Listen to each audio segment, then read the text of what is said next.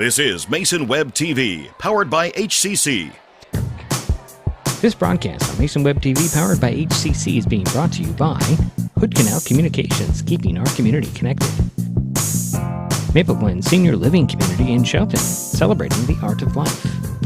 Dan Griffey for 35th District State Representative, Position 1, GOP. And Sharon Trask for Mason County Commissioner, District 3.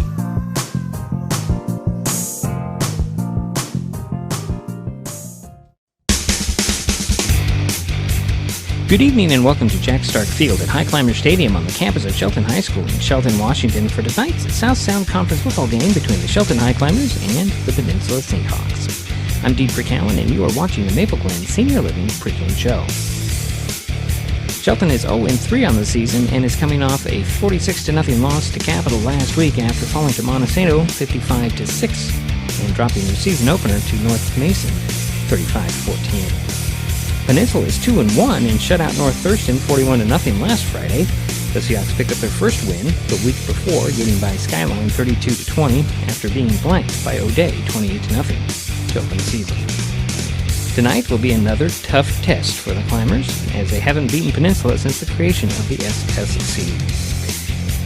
This is Week 4 of the 2018 high school football season on Mason Web TV, powered by HCC, the Peninsula Seahawks at the Shelton Highclimbers. Coming up on the Maple Glen Senior Living pregame show, we'll talk with Climbers coach Mike Speaks.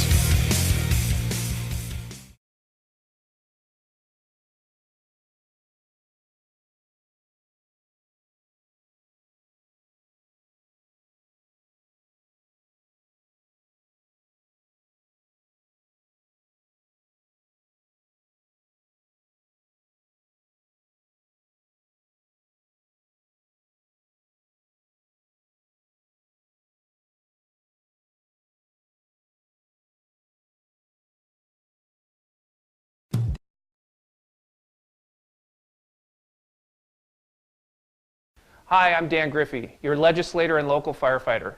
Today we all come together to cheer on our players. And like them, we are a team. Like a team, we work together to do good for our community. I want you to know that I fight for each and every one of you, for a bright future full of opportunities, for you to leave your mark on the world.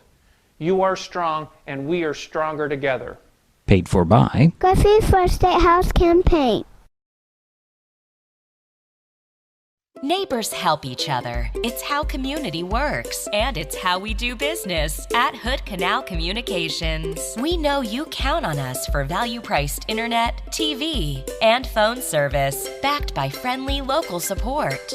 Your hard-earned dollars stay right here as we invest in our community, our people, and smart technology. Hood Canal Communications, keeping our community connected while being a good neighbor. Hello, I'm Sharon Trask, and I'm running for Mason County Commissioner. I've lived in Shelton for the last 14 years. During this time, I've gotten to know and love Mason County and the people who live here. When I decided to run for Commissioner, I knew this was the perfect opportunity to give back to a community that has been so good to me and my family. I'm humbled that so many of you have given me your support and love. I'm asking for your vote in November. Paid for by Sharon Trask for Mason County Commissioner.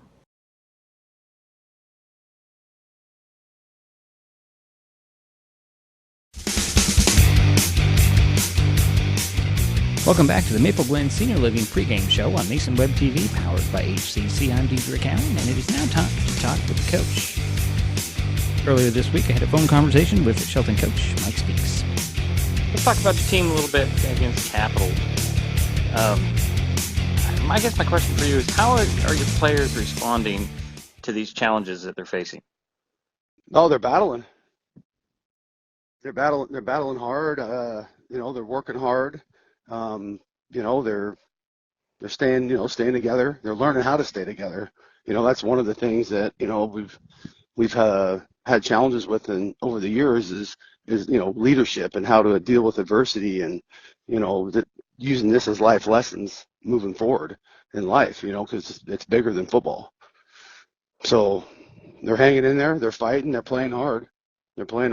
So we're super excited about obviously the future of the program, but it's 2018, so we got to learn how to keep fighting and to, stay together. So I noticed that you had a lot more of your sophomores out there in the last game. Well, you can look at the roster. Yeah. We're thin, and that's where the program, is right now, and it's, every man up. Every man up is where, is what's going on. So, we've been nicked up a little bit. We've had some injuries.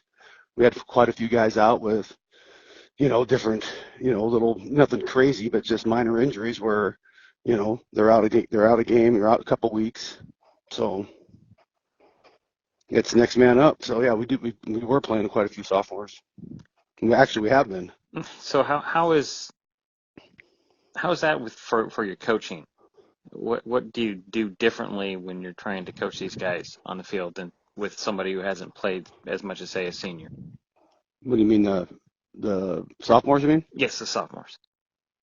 Well, the sophomores, obviously they're not as experienced as the older guys.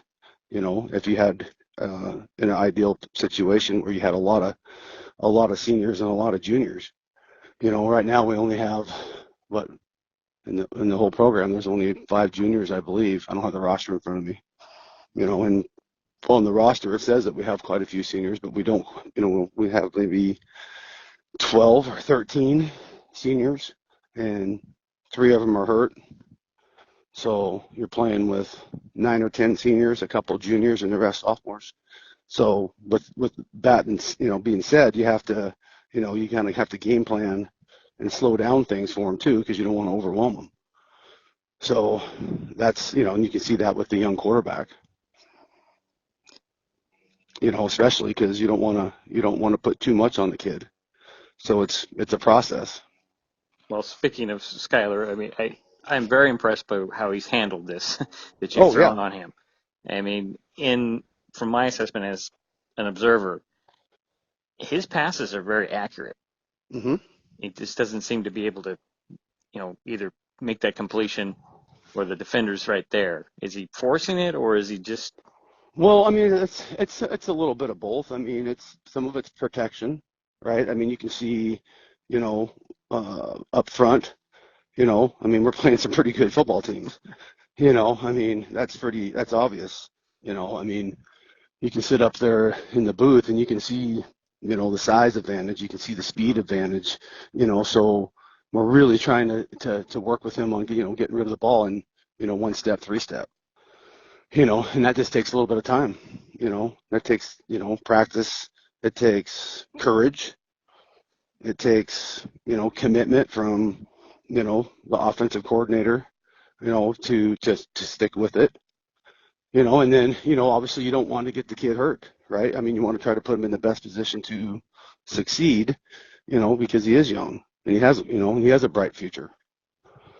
So there's a little bit of everything that kind of goes into it.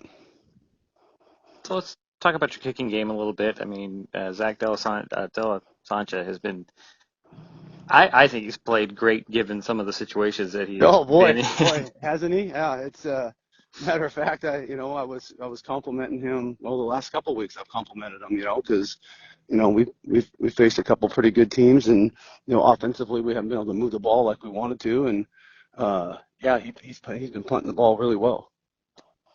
In those situations where he tends to kick on the run, is that designed that way, or is it just out of necessity? That's how he feels comfortable kicking. So okay. It's more of his way of kicking. I'd like to see him stand back there more and straight back in the punt, but he feels more comfortable just kind of getting off to the right. And you see a lot of the punters do that, around the league and whatnot. So. Okay, let's look ahead to Friday night in your battle with Peninsula. This road does not get easy at all. No, it doesn't. It doesn't. It's, but it's about building. I mean, it's bigger than 1 year. It's bigger than 2 years. It's bigger than 3 years. I mean, it's, it is what it is. We're in a tough league, and we got us as a football program, a school district, and the community.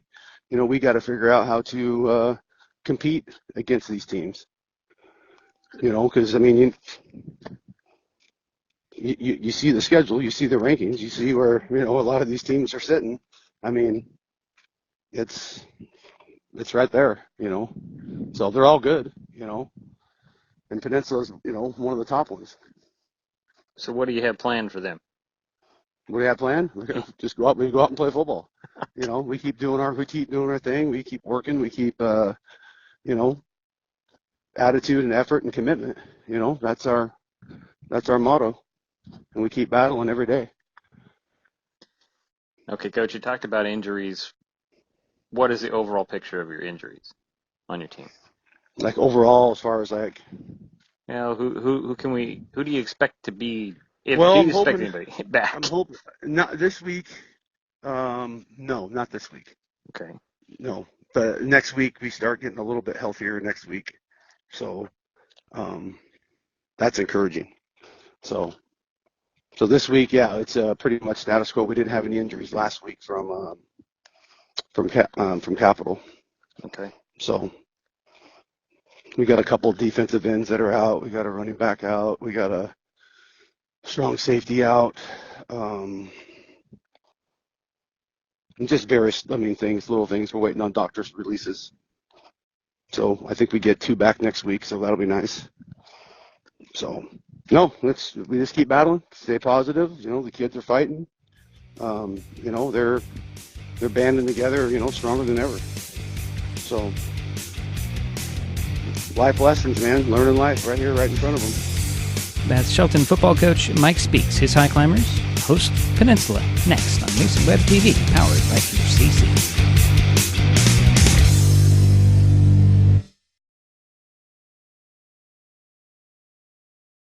There's a lot going on these days at Maple Glen in Shelton. Come see for yourself by scheduling a tour to view apartments, the beautiful surroundings, activities, and the signature dining room. Maple Glen Senior Living Community, located just 20 minutes north of Olympia at 1700 North 13th Loop in Shelton. They're just feet away from the hospital, medical professionals, and pharmacies. Contact Teresa Gilman, 360-427-0300 to learn more about this exciting living community. Mason Web TV, powered by HCC, wants to help voters make informed decisions this election season by broadcasting candidate events. At 7, September 24th, the North Mason Chamber of Commerce and the North Mason Community Voice are holding a debate at the Hub in Belfair. At 6:30, October 4th, the League of Women Voters of Mason County is holding their Speed Dating Candidates Forum in Mason County POD 3's auditorium. And at 5:30, October 9th, the Shelton Mason County Chamber of Commerce is holding a candidates forum at Olympic Middle School in Shelton. Everyone is welcome to attend in person or online. There's so many great things about life in Mason County, and Hood Canal Communications is proud to be one more. Headquartered in Union, we offer the speed and reliability your family needs, backed by hometown service and support. Whether you need to just check email or power all those Wi-Fi devices around your home, HCC has the right package for you. Stop by one of our friendly offices, call, or visit hcc.net to learn more. Hood Canal Communications, keeping our community connected.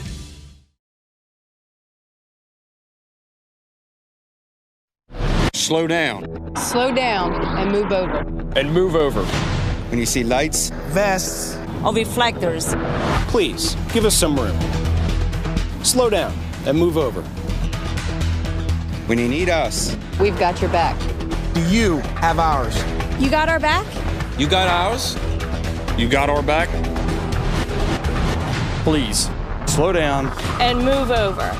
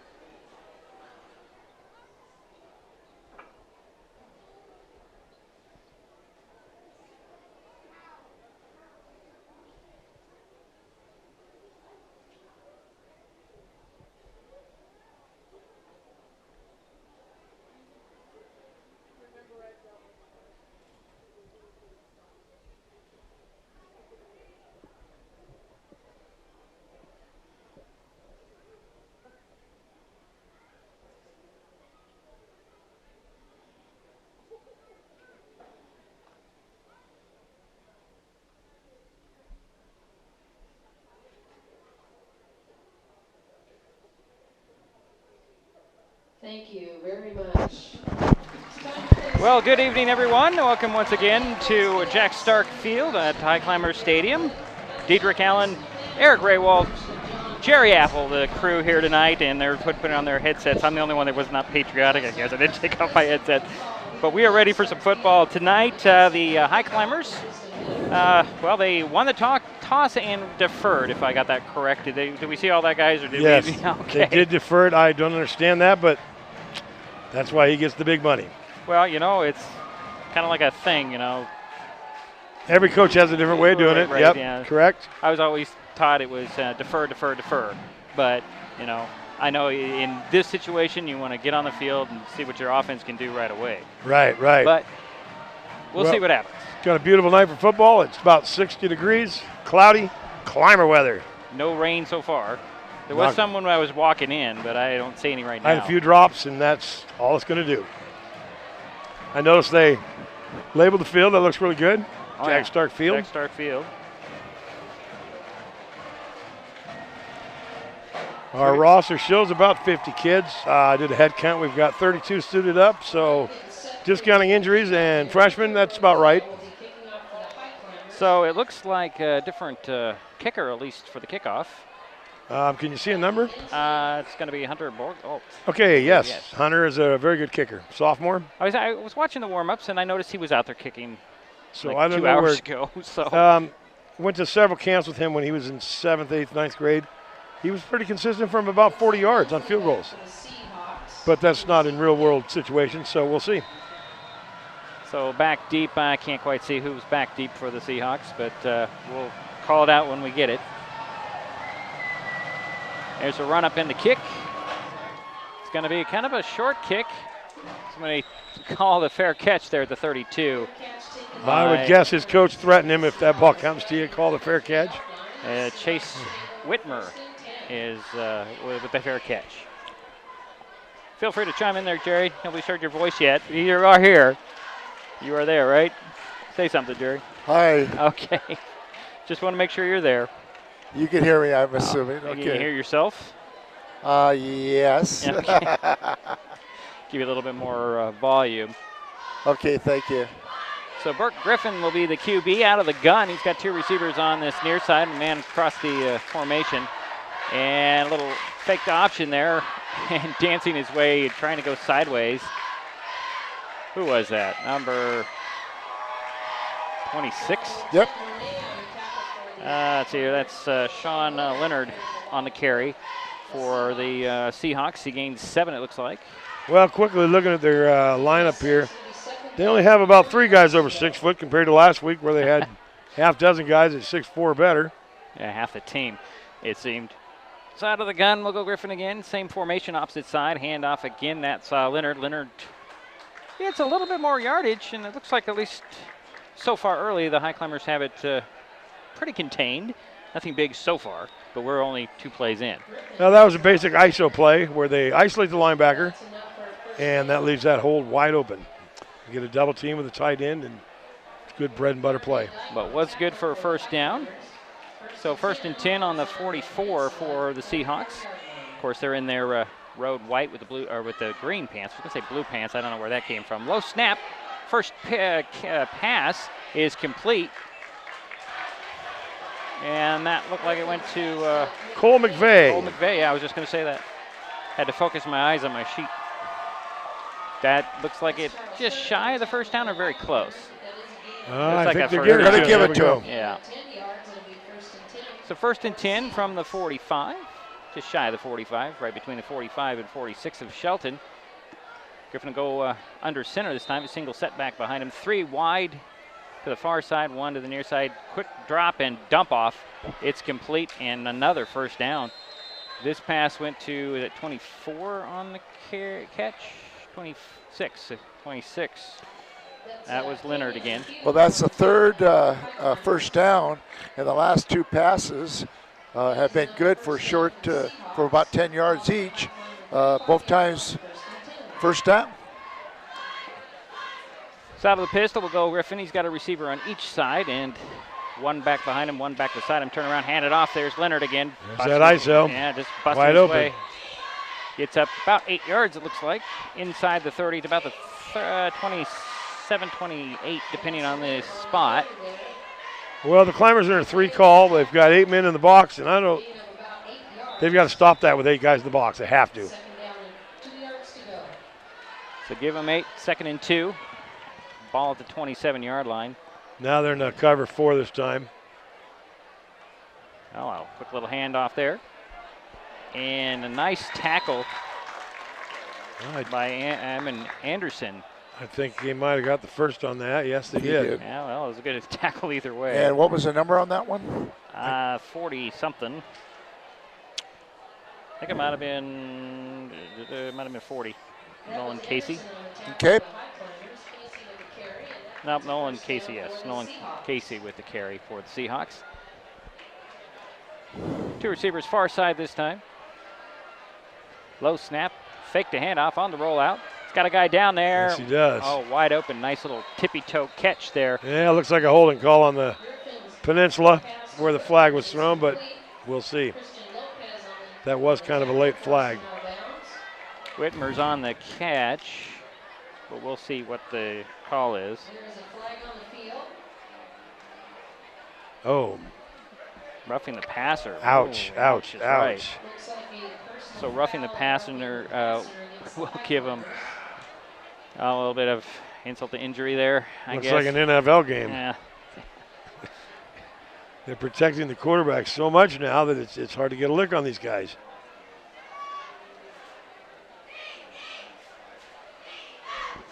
So the ball currently is spotted at 10, but the penalty would be half the distance if I'm not mistaken. So that should be 1st and goal from the 5, unless they're going to refuse that penalty. Well, they gave him the first, so that's okay. a good call by the coach. All right, so they'll take it 1st and goal from the 10. As a coach, you never want to give away yardage. Griffin will go out of the shotgun. He's got a guy back beside on each side of him, and a receiver wide on each side as well. Taking his time. They'll wind that clock. They're going to actually spot the ball at the 9. Little shovel pass. And fighting his way inside the 5. I think that was Nolan again. Nolan Casey. I could be wrong. Okay, that was Leonard on the carry. I thought it was a 4, but you know. Either they need new jerseys or we need new eyes. I'm not sure which. It's got to be my eyes. Just ask my wife. Left my glasses at home. Don't tell anybody. I think they already know. So 2nd and the goal from the 3. There's Leonard again this Oh, time. he's going to cut that in. That's good for 7. Eric calls it. Or 6. 6. Yeah, well, you know. Semantics, right? In about 30 seconds, it'll probably be 7. So Peninsula up 6-0 now. We'll see if they can add on. They're going fast. Look at this. Yeah, they're going for 2. Right on the line. And what is this? This is spread out. Holy moly. Empty backfield. I don't know if I've ever seen that. He's got it complete. There's 7. There's 8. 8. There you go. Now we got to go back to eyes and now math and okay. I've heard of the spread, but that was ridiculous, folks. If you're not watching, they were from sideline to sideline almost. So it's 8-0, 9:11 to go here in the 1st quarter. Peninsula on top. We'll be right back. If you noticed,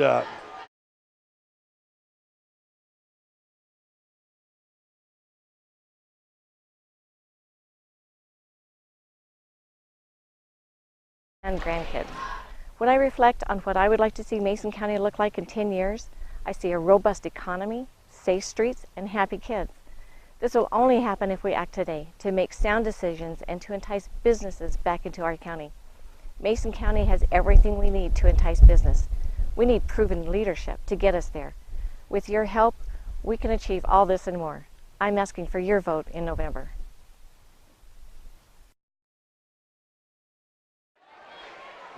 We back on? All right, opening drive for Peninsula. Okay. Go ahead. We had 9 plays for 67 yards and 2 minutes and 49 seconds for Peninsula. Wow, Gerry's got everything. And they passed They passed 3 times, completed all 3 passes. Very balanced attack for Peninsula. So we're waiting for the kickoff from Peninsula now. Well, looks like Kenyon's one of them back there. Can't tell who else. A little short kick that's going to be bobbled right there and then picked up by Kenyon. Nope, it's Boren with the ball. He'll struggle his way up to about the 23.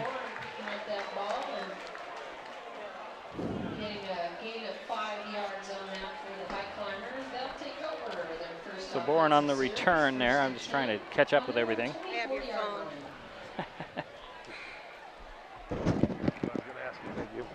I always have that stuff. Oh, thank you.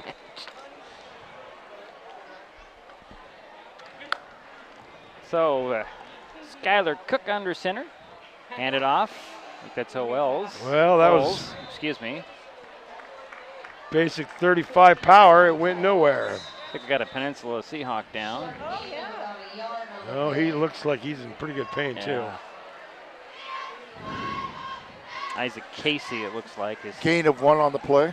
I think he took one to his Jolly Rancher. Midsection. Yeah. Not to make light of it. I mean, we've all been there. It's not a good feeling. It's not a good feeling.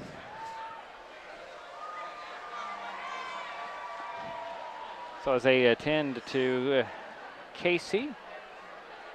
Now they got him sitting up.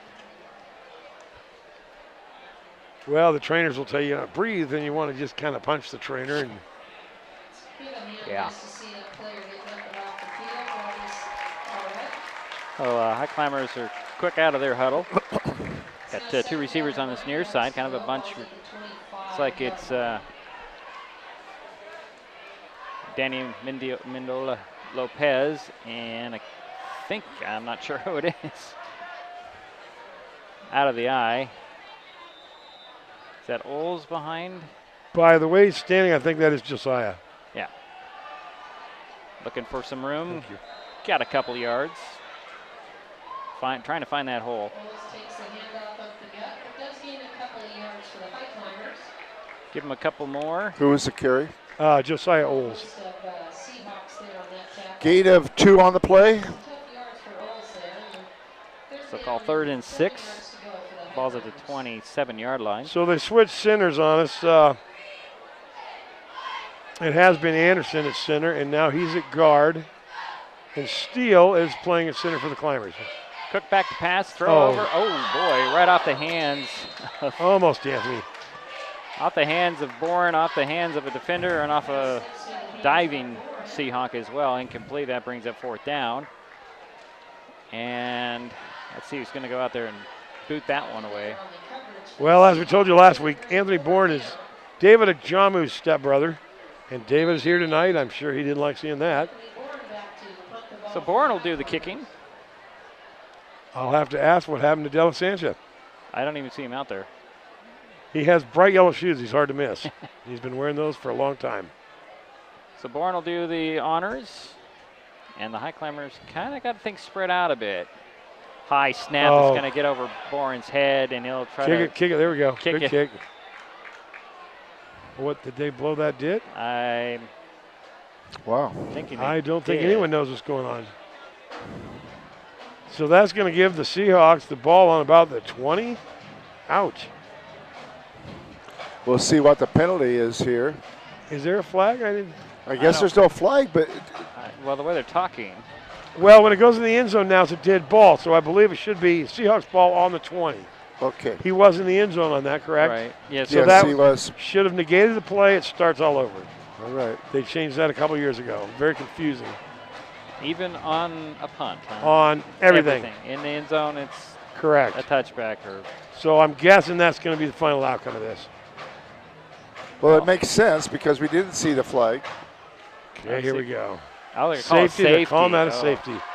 Wow. So we had the same thing against Capital. Tahoma, Mount Tahoma, right, 2 years ago, yeah, remember? Right. That was very confusing to me. It still confuses me. So the way I interpret the rule, that should have been their ball, but wow. So the ball goes into the end zone, and that's a safety. And now we're at 10-0 with 8 minutes 6 seconds left in the first quarter. and we have to punt. Yeah. Well, a little easier on the punting. Well, they won't have to snap it to him. That's right. And no rush, so.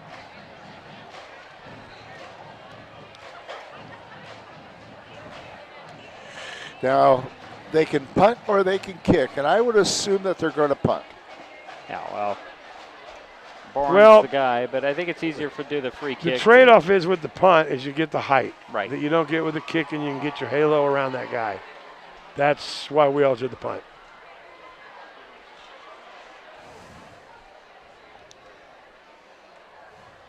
So now we're just waiting. Let's see who we have back.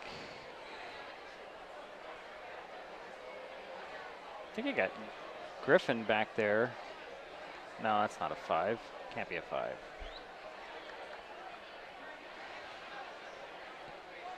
A couple guys back deep. They're going to come up about 35 now. For Peninsula, their angle is really bad for me. Well, I spent a lot of hours with Ammon Anderson on the deep snap technique, and I guess they won that one back.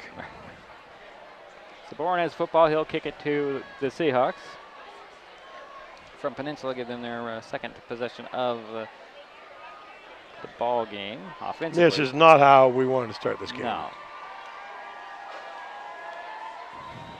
Okay, so what do we have? A timeout? We're going to have a timeout. Okay, so we'll take a timeout ourselves. We'll be right back. This is Mason Web TV powered by HCC. Timeout.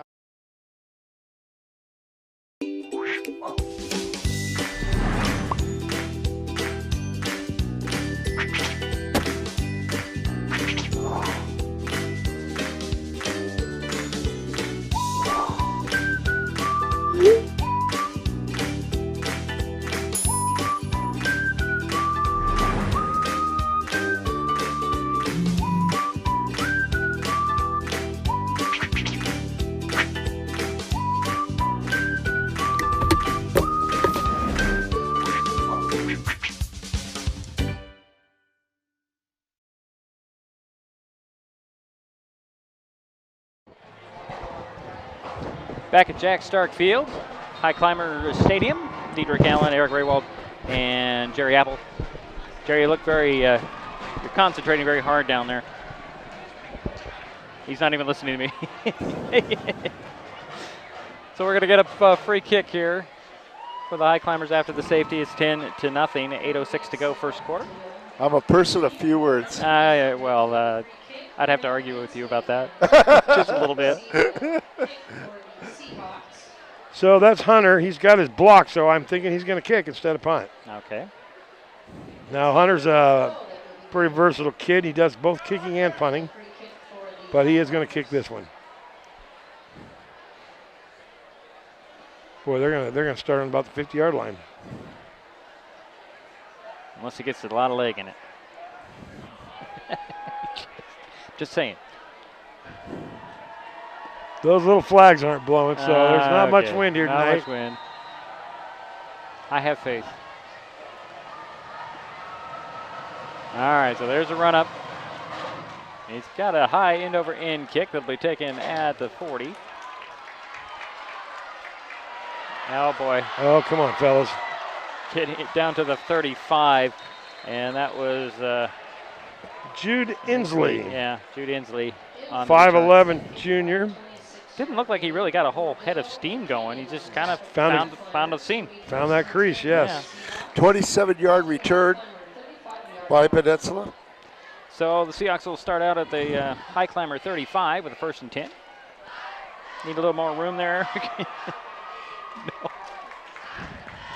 Well, what we're seeing here is a very balanced attack by Peninsula. They've ran it 6 times and thrown 3, but completed all 3 passes. Now it looks like we had another penalty. Yeah, so it looks that way too. I didn't even going see back any 10 yards. So I'm guessing holding or behind the back. Okay, so it'll be the 45 now instead of the 35. Penalties kill you. Yep. Out of the pistol will go Griffin. He's got 2 receivers to the far side, 1 to the near side. Turns around, fakes the handoff, goes back. He's got a guy. He's got him. Oh, just off the hands of Inslee. Incomplete. Beautifully thrown pass. That was gold. Wow. That was about a 45-yard throw. Yes. Nice tight spiral. That's a pretty good arm for a high school guy. Yes. So 2nd and 10, they took their shot. Interesting. You think Peninsula's working on some things, or is that part of their game plan? Well, you want to stretch that defense out and keep them honest. Make them think, are they going to throw or are they going to run? Always keep that defense honest. Little counter there and the handoff. And oh, boy. Well, he broke 4 tackles. Here we go with the upper body tackling again. Yeah. That was Leonard on the carry, number 26. Now a gain of about 11 yards on that, and that's a 6th first down. And Leonard already has 33 yards on 5 carries. Yeah. So we got a 1st and 10 from the 35 now, out of the gun. And there's Leonard. Off tackle. Oh, yeah. Nice. Down to the Solid 20. running. Wow. Yeah, I was watching Leonard in practice, and he was just amazing what he was doing on finding the holes there. But that's a 15-yard carry again, and another first down for Peninsula, 7th first down of the game. Well, he's on pace for a 200-yard game if we don't stop him here. Yeah. Well, Ball's at the 20-yard line, 1st and 10 for Peninsula out of the pistol. Back to pass he goes. He's going to look in the middle. Wide open. Yeah, nice little catch there. Was that Whitmer's number 1? There was not a. He should have been instant. That was a quick slant. He should have been picked up by the cornerback. I don't know what they're doing. It looks like about an 18-yard pass for the Seahawks. I'll spot the ball on the 5, so 1st and goal from there for Peninsula. Because the Climbers are just playing a basic zone defense, and when you cut that field into thirds, that should have been that left cornerback. He's got to jump on that guy and can't let him get open like that. Griffin out of the gun, low snap. He's going to pick it up and run it in. Well, did they stop him before he got to the goal line? I think he's a little shy. Yeah, they're going to call 2nd and goal from about the 1-inch line. So 4-yard carry. Looks like 2nd down and goal to go for the Seahawks. Well, when you go ahead this quick by this much, it just throws the other team into out goes their game plan right out the window. Sure. And then you're playing catch up all night. So out of the gun will go Griffin. He'll hand it off, and that's good for 6. Yep, that was 26 Leonard again. Kind of Seahawk getting up slow, but he is up. So add 6 more. So Leonard on a 2-yard carry for a touchdown. You're going to kick it this time, Eric. Well, we'll see how accurate he is. Is that Inslee? No. Ball snap, 1-2, good. So tack on another one. That was the 2nd touchdown for Leonard. So it's 17-0. 5:56 going to first. We'll be right back. This is Mason Web TV, powered by HCC. There's always something happening at Maple Glen Senior Living Community in Shelton. From art bazaars and farmers markets to art lectures and wedding receptions, this award-winning community has something for everyone. Caring staff, unbelievable meals, unmatched accommodations, and a signature dining room, all at one location, 1700 North 13th Loop in Shelton. Maple Glen is only feet away from the hospital, medical professionals, and pharmacies. Stop by for Sunday brunch or call Teresa to schedule a tour to view apartments at Maple Glen Senior Living Community in Shelton.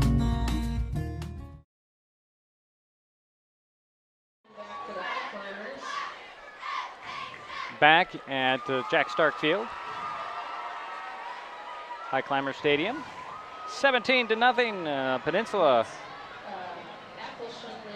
on top. Going to kick it back to the Highclimbers. You've got Bourne and Kenyon back about the 5, waiting for the kickoff.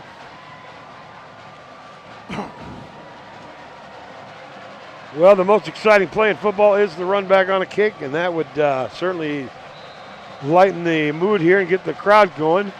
Kenyon is definitely a guy that can do it, and they're keeping it away from him. And we fumbled again. Yeah, it looks like we fell on it, just across the 30. That looked like a rugby play. What do you think of rugby? Eric, just out of curiosity. I never played it. I had a lot of friends that played it in college. Yeah. It's football without gear, and I can see where. So football, it's one thing good is you've got every body size can play football. Right. Rugby's the same thing, except for every body size can run the ball. So for big guys that never get to touch a ball, I think I can see what the. And I played rugby in college after I graduated. Out of the under center, a little pitch to Oles. Oles can't find anywhere to go. Seahawks all over that one.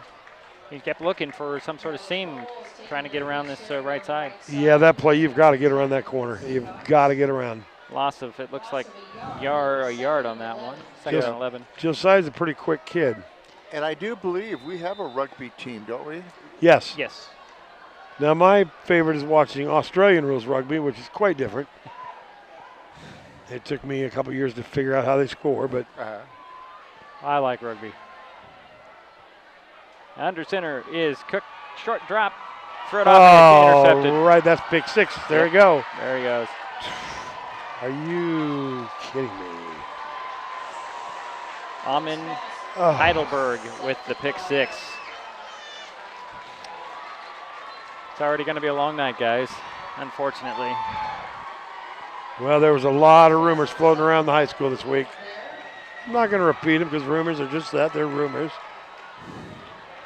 But we have a lot of kids out there that just don't know what their future is going to do. It's a 5:04 to go in the first quarter, 23-0. Peninsula with a pick 6. And they're waiting for the ball to get out there to kick the point after. So the rule is you get 3 balls. You get 2 game balls that have to be stamped, and then you get a 3rd kicking ball. Now that's new. It used to be we got 2 balls. 2 years ago they changed that so the kicker can have his own ball. It has to have the NFHS stamp on it. Is that the Brady rule? I couldn't tell you what they call that. I think it's called the money in Nike's pocket rule. That's good. Add another one up there. 24-0, 5:04 to go. First quarter is all Peninsula so far tonight. We'll be right back. This is Mesa Web TV, powered by That'll HCC. probably be the only funny you'll hear from me today.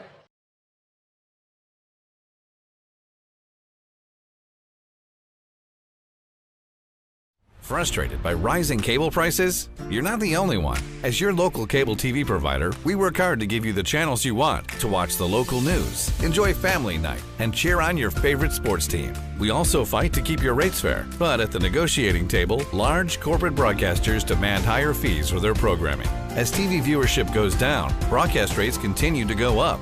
It's not fair. None of us should cover their losses. Visit KeepTheConnections.com for more information on how we're working for you.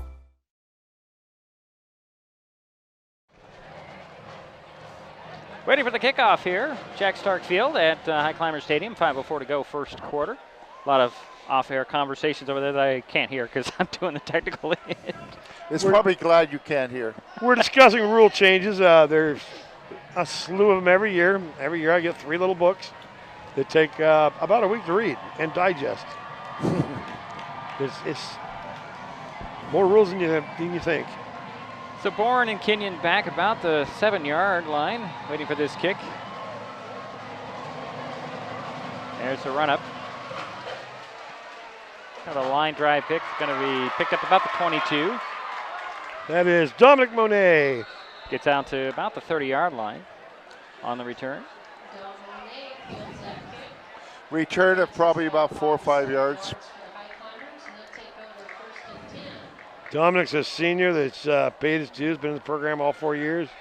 Real solid young man. It's the 1st and 10 for the Highclimbers. ball. I'm going to call that the 29, guys. Yeah. It is correct. So Cook will go under center, and out of that I formation, it's into Boren wide to this side. Can't quite see who's wide to the far side, but out of that I. Oles at the end of the I. Back to pass. Cook under pressure, throws over the middle, and I'm not sure who that was intended for. Yeah, it looked like it was for number 11 there, Trevor Meyer, another senior. Just kind of, probably Cook had to get rid of that quick. Got some people in his face. So 2nd and 10 from the 29 now. Trevor appeared to be last year appeared to be next year's quarterback until young Mr. Cook moved back here from, he grew up here in Shelton, then moved and then came back. So, real nice kid. Looks like that's hurt wide this time. Handoff though. Dancing to the line of scrimmage. Is that Oles on the carry again? They've got 11 guys tackling him. Yeah, Oles on the carry. Didn't get, give him one. That was hard fought. Yeah, he did get one. That was a hard fought 1 yard, guys. Charlie Hurt comes out, and Anthony Bourne goes back in. Bourne will come wide to this side. Mendola Lopez wide to the far side. Cook is under center. Out of that I. Straight back drop, not very wide, and then he's got to run out of it. Got just off the hands of a couple of receivers. It looked like it was going to be intercepted, but number 10 did break it up for us. And that was Anthony Boren who prevented that interception. Now, Christian Lopez is the cousin of the Lopez brothers. Both of them played soccer here for us. And Sante played football, but they were a big soccer family. Cisco was one of our better scorers back when he was here. Yeah, we don't see anybody back deep. That is kind of odd, isn't it? Yeah. I think they're going for the block. Oh, boy. Well, there's that suspect snap. Very close, but. Nice punt, though. Well, they got a nice bounce. They got another 8 yards on that bounce. Roll down to about the 35. That's where the Highclimbers will down it. 35-yard punt.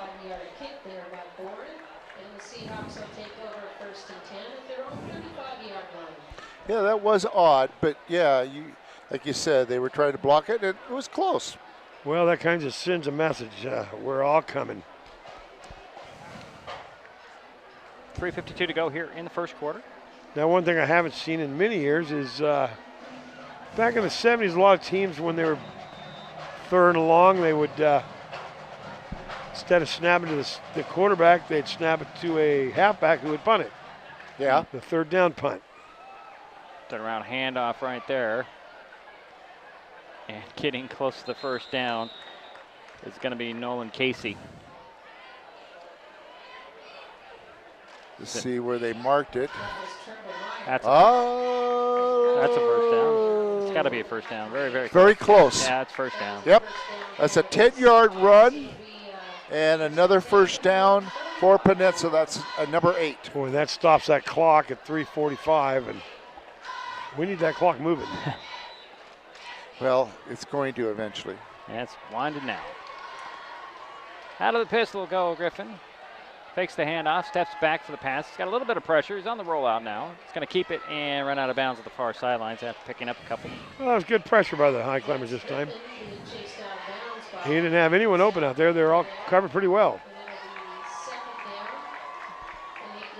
Gain of about 3 on the play by the quarterback. And each team has to find itself and figure out who it is. And some teams get off to a slower start. Some get to a fast start. I don't think these guys have had enough time to figure out who they are yet. They didn't get going till probably 3 months later than everyone else. So out of the pistol go Griffin. He's going to tuck it under and cut up field.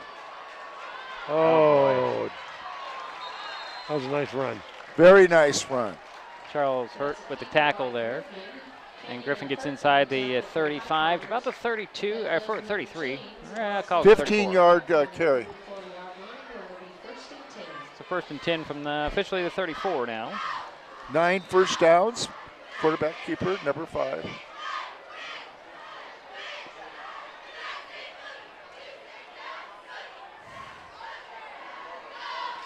Out of the pistol will go Griffin. He's got a receiver on each side.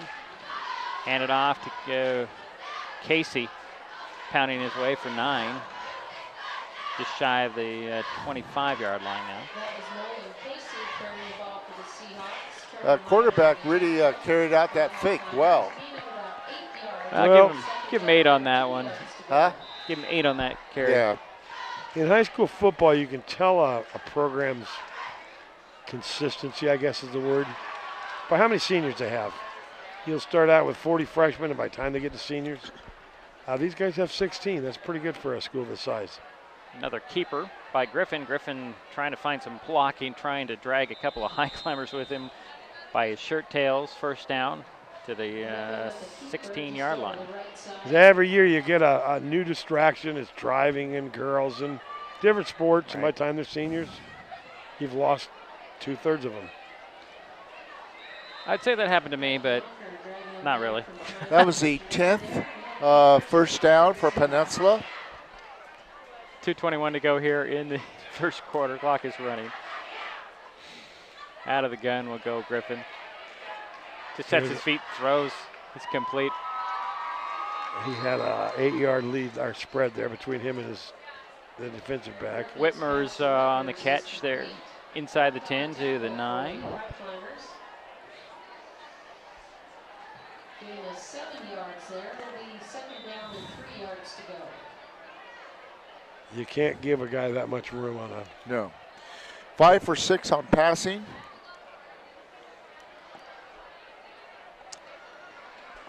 At least play a little bump and run. Second and goal. McVeigh and Whitmer's is wide to the far side. Out of the gun. Griffin bobbled that, snap fell on it. Yeah, loss of, 8 on that? About, and it's nice to see the ball bounce our way. That's the first loss for Peninsula. And I apologize, that is not first and goal. We'll let it ride this time, Jerry. Okay. But not again. Okay. Well, you're really easy on Gerry. Ball spotted at the 16. Loss of about 6. Loss of about 6 on the play. I've got to do basketball with Jerry, so I have to be nice. Oh, okay. We've got another, 4 months together. Oh, Griffin will go out of the pistol this time. Fake the handoff, sets his feet, throws to the end zone. Oh. Incomplete. And he was intended receiver was number... Thinking it was 17. It 17. Like. Sean 17? Shobe. A 5'8" senior. So that brings a fourth down. Second incomplete pass. He's 5'8", and I'm about 6'5".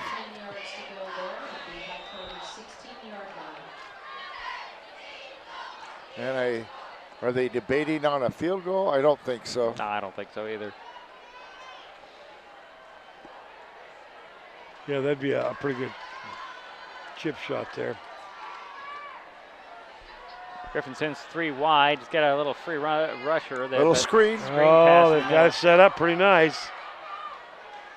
I don't think he got it, though. No, he got inside the 5. I think they held him. That'll be a nice turnover for us. Now that's first down, guys. Oh, shoot. Guy in the white hat. It wasn't by much. Not by much, but it was just enough. First and goal now from the 4. It is a game of inches. And who was that pass completed to? I didn't even see it. I couldn't see either, Jerry. Okay. It's a little fullback screen. I'm trying to Yeah. that's 41. Probably 40. Simon Peterson, I believe. Okay. So inside handoff. And just short of the goal line is Leonard. Well, Leonard's going to be heading off to college somewhere if he keeps this up. I think that's the first timeout. No, actually, the end of the quarter. So End we of head the to quarter. the second. Okay, there we go. 24-0 all Peninsula so far tonight. We'll be right back. Go boy.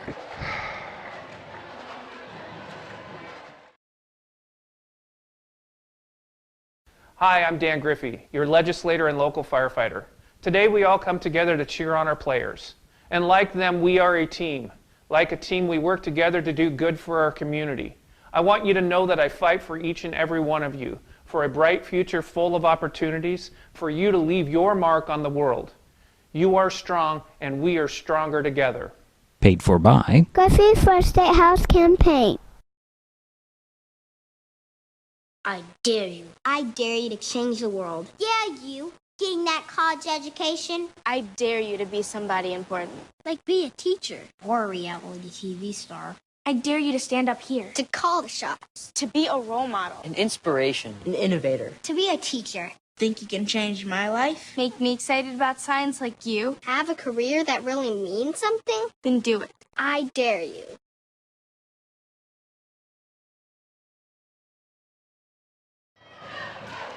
Waiting for the start of the second quarter. 24-0. And ball's on the 2-yard line. Yeah. 2nd and 2.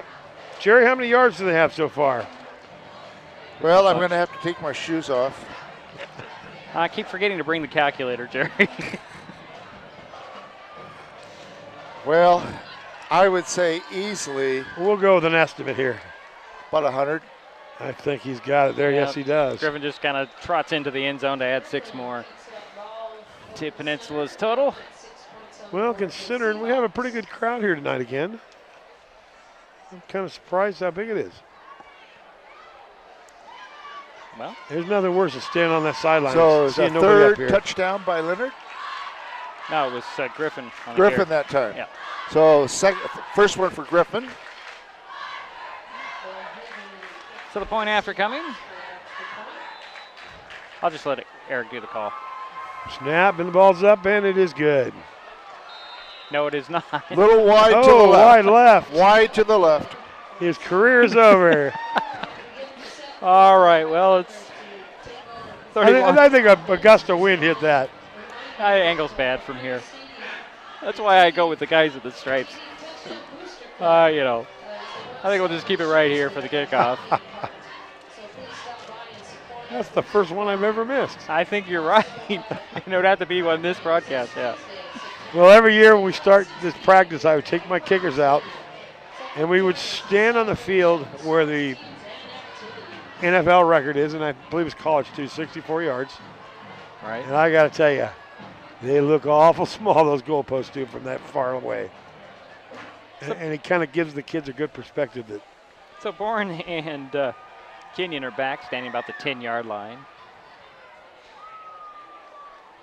I would not doubt if they put their second unit in here soon. So Eccleston has it teed up at the 40 for Peninsula. Well, so far, Peninsula's had 169 yards, 55 of those in the air, and 114 on the ground. A little squibbler. That's a free ball. It hit one of the Highclimbers, and I think the Seahawks got it. Yes, they did. Sure did. Wow. So I answered your question.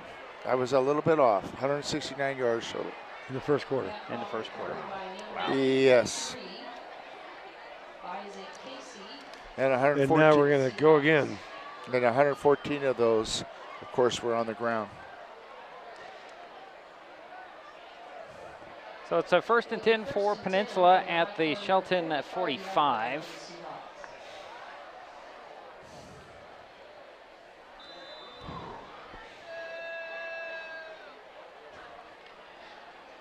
Interesting. I'm speechless. What can you say? It his the guy in the back of his jersey, and he just can't find it. You don't turn your back on the ball. Basic football. Griffin gets flushed out of the pocket there. Slips one tackle, and he's on the run to the sidelines. We had him. Boy, they were so close to getting him. We've got a flag there. I don't know. I think we're going to have some sort of a bad block over there on the sidelines by one of the receivers. Somebody had a late hit. Well, I'm thinking it might have been a hold on one of the Peninsula's receivers on that sideline. No, I think it was on. I'm pretty sure it's on them, a late hit on them. Oh, you think?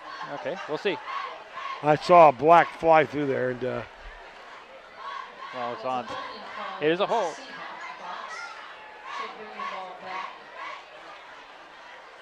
Kind of saw something that didn't look quite right from It's on the sidelines there. Either Well, way. that's not a good sign. Kenyon just came out limping pretty good. And the trainer met him. And well, that negates a nice run by number 11. Number 5, Gerry. It was number 5. Yep. So bring it back and spot the ball just outside the 40, about the 42.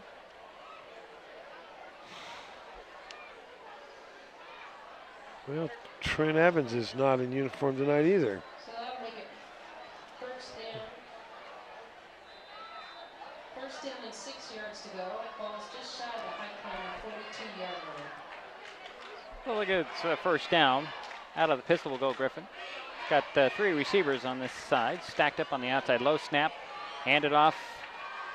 And I thought that was, no, that's a different back. Boy, they're real close to another first down. Looked like it was number 30. Let's see. Nah, it's number 10, Sean 10. Sladani. Sean Skladani, okay. He's a big guy. 2nd and 1. He's Russian. Low snap, quick pass, wide open. Oh, come on, boys. In that zone, just picking them apart. Yeah, that's a good word for it. Now, that was Leonard on the reception for a first down for Peninsula. Meticulously picking them apart. Finding the spots that are open in the zone, it looks like. I'm only guessing. Well, in college and pro, you keep your starters in there because they've earned it, and you want to build up all the yards you can get for playoff purposes. But high school football, you got to play these guys again, and you don't want to run that score up. Another pass, it's caught. But how do you... Oh, he fumbled it, and we got it. It looks like. Looks like we got it, but let's see. Well, they're calling they have it. It's hard to see. We had it, and he might have slipped out of it. And that's too bad. Yeah, they did keep it. Now they keep it over. Boy, he gained about 3 yards on that fumble.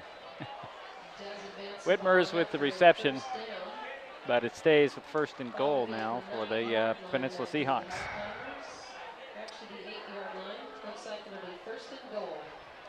Spot the ball on the 8, and here comes Peninsula. Griffin will go out of the pistol. He'll send 2 receivers to the far side.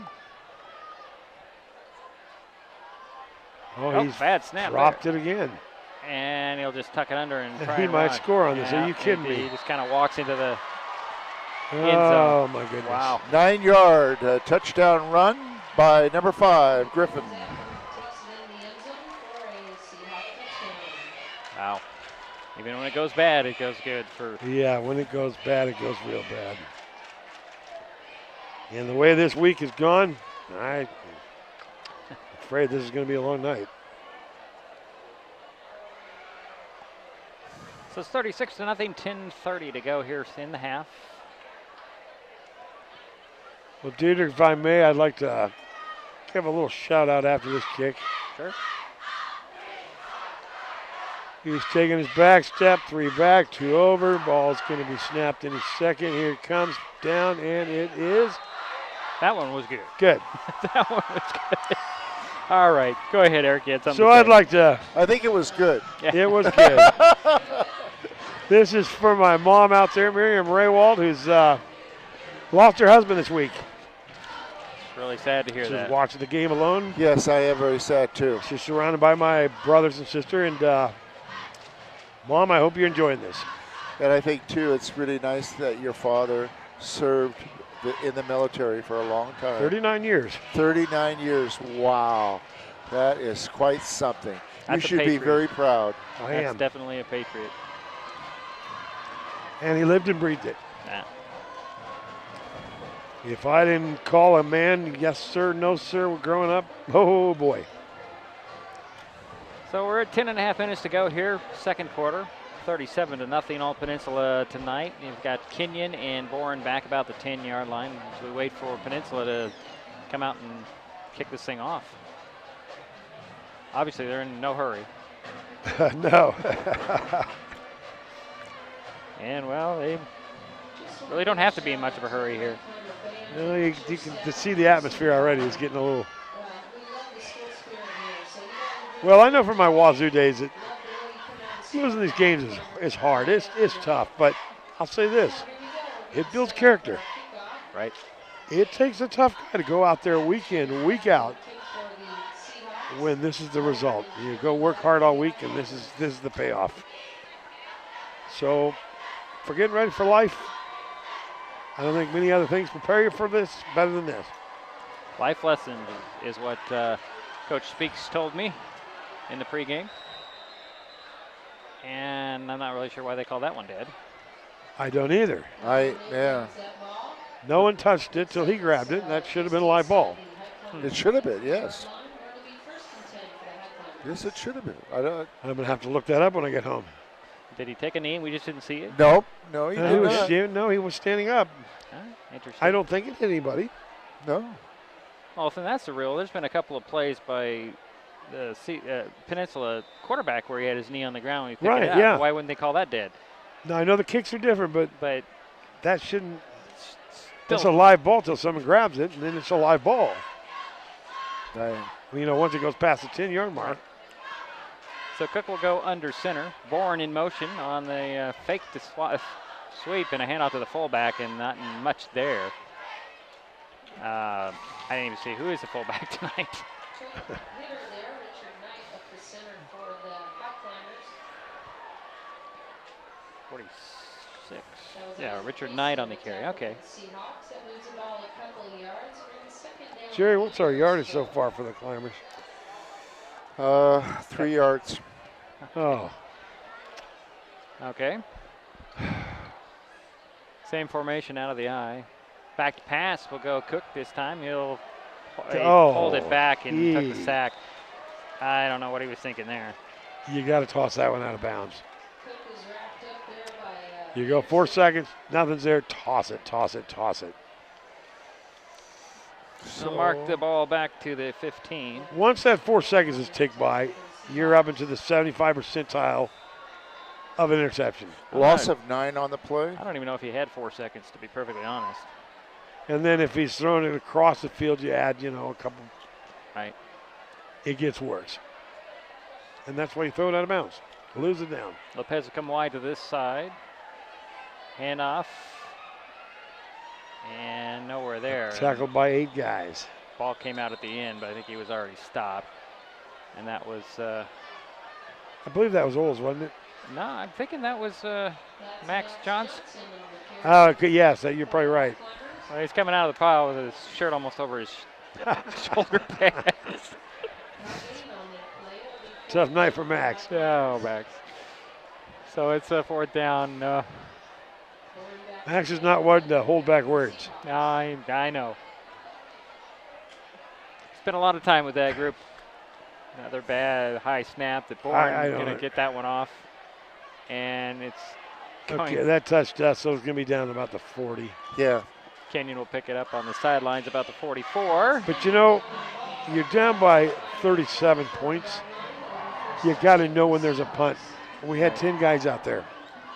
And the 11th went running out right for the ball snapped. Rain's coming down now. Well, sure is. Doesn't look wet out there, but I could see the rain coming down. Yeah, it's coming down. Yeah. Didn't notice it till you said something. Not very hard, but.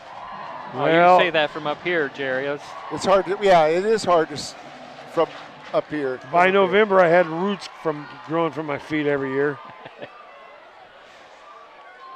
8:22 to go in the half, 37-0. It's been all Peninsula. And when you have games like this and you're hurt and it's raining, it is just miserable. But, again, that's a character builder. Yep. Sound like my grandfather.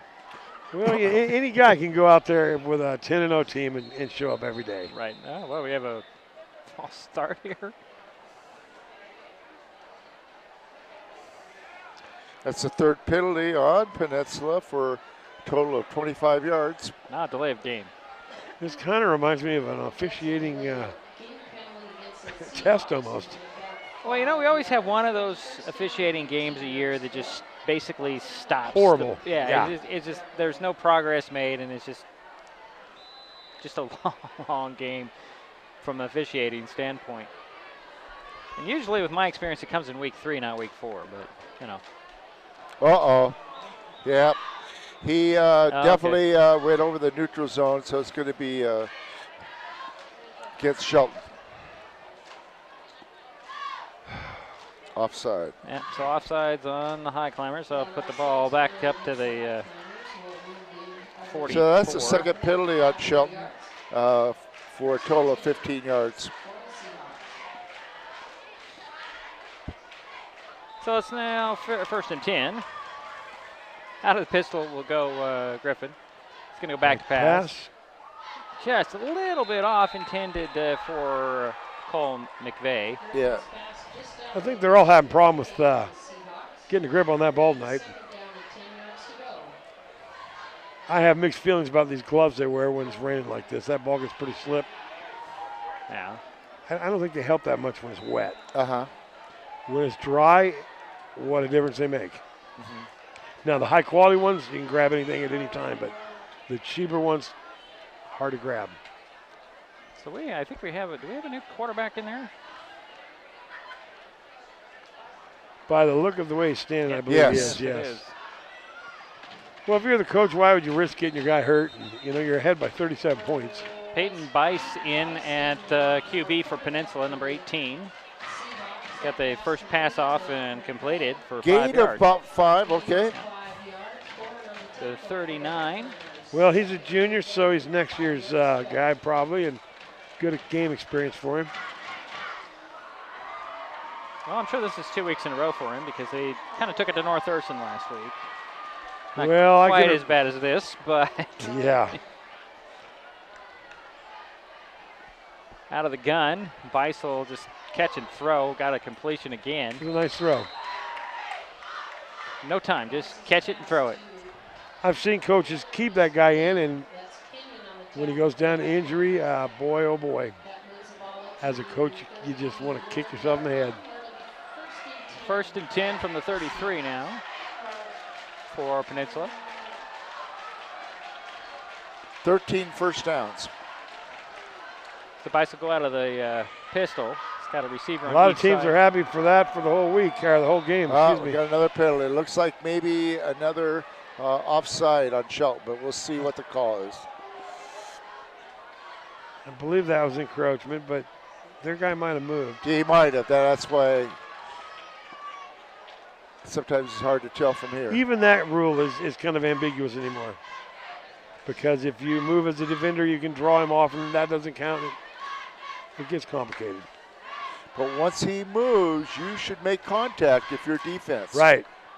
However, they've been calling that now as unsportsmanlike. Really? Yes. I could call that a false start. So After they did. A long conference, they call that a false start. It never seems to be consistent. If the defender moves and it draws the guy. Peninsula's ready to go.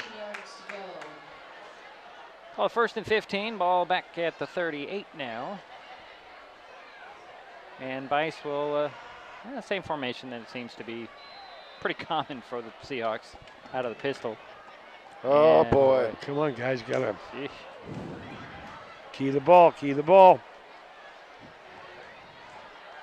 As a defensive lineman, you're watching that ball out of the corner of your eye. You don't move till the ball moves, period. Right. And nothing draws a coach crazier than that. Pull out the hair that you have left, right? Oh, I've got plenty, but most of my cohorts don't. That's why. That was Brandon McKenna that just came out. There's a little pitch to Leonard. Leonard looking for some room to run on the far side. Got the first down. Got the first, yes. It's like if inside anyone the 20. recognizes that name, Braden's grandfather played here back in the Jack Stark era. He was a pretty good ball player. 14-yard run, and that's the 14th first down for Peninsula.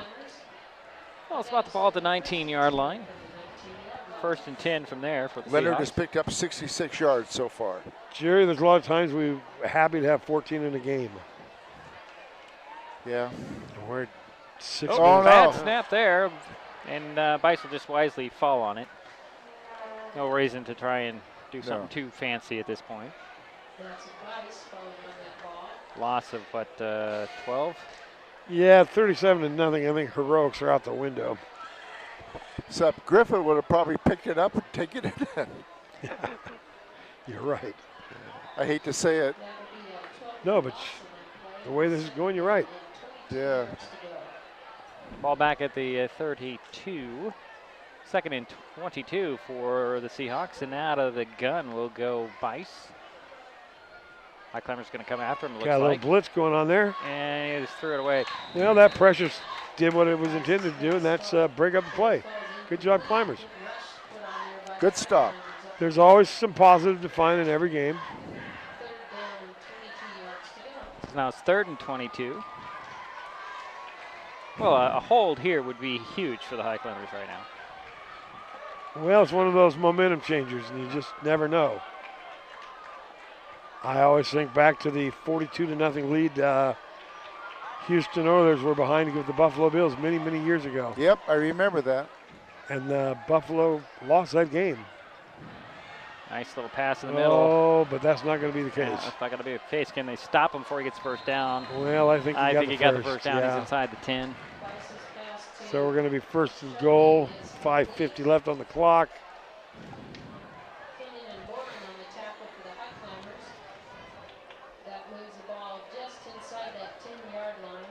How many yards on that one? I'm going to guess he got 15 at least. I got more than that. It was 22, so it's got to be like 20, 25. He's back at the 32. Yeah. Oh, okay. Yeah, you're right. Okay. So 1st and goal for Peninsula on the 8. Out of the pistol will go Bice. Turn around, hand it off. Little stutter step and avoid a tackle. I think that was Leonard on a little stutter step. Got back to the line of scrimmage. Not much there. That's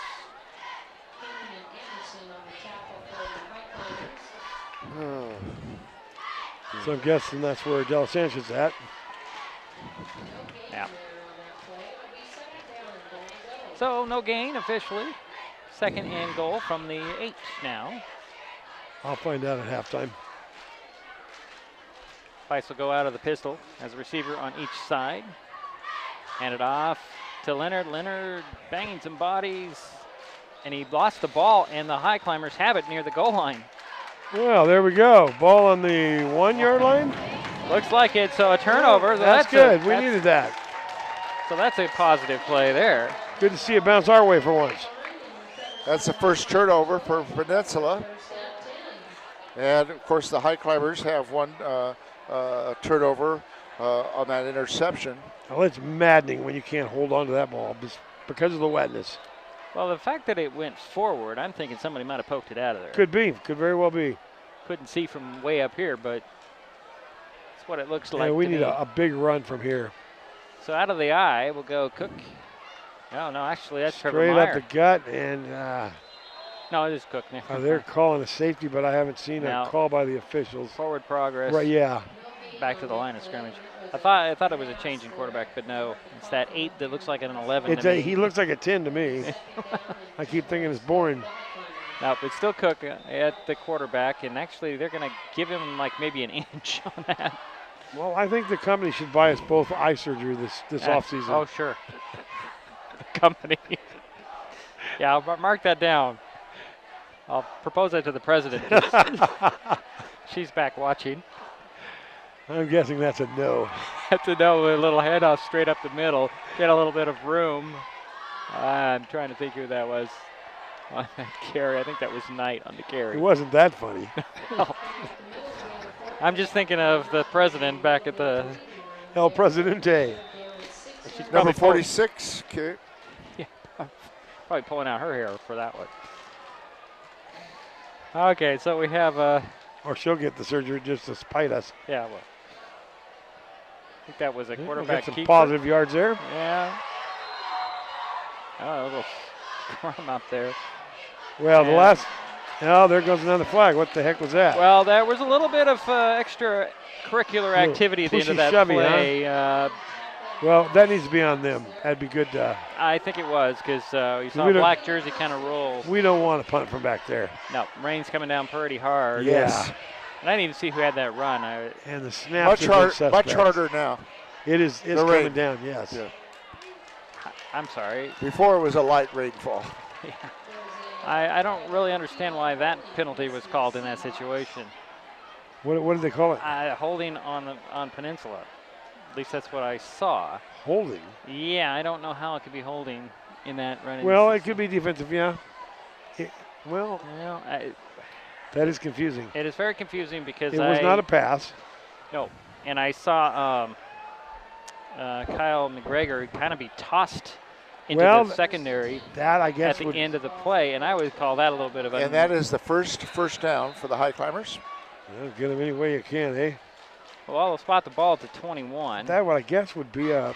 No, fumble on that one. Yeah, it's the weather conditions now, unfortunately. But he did recover. All right.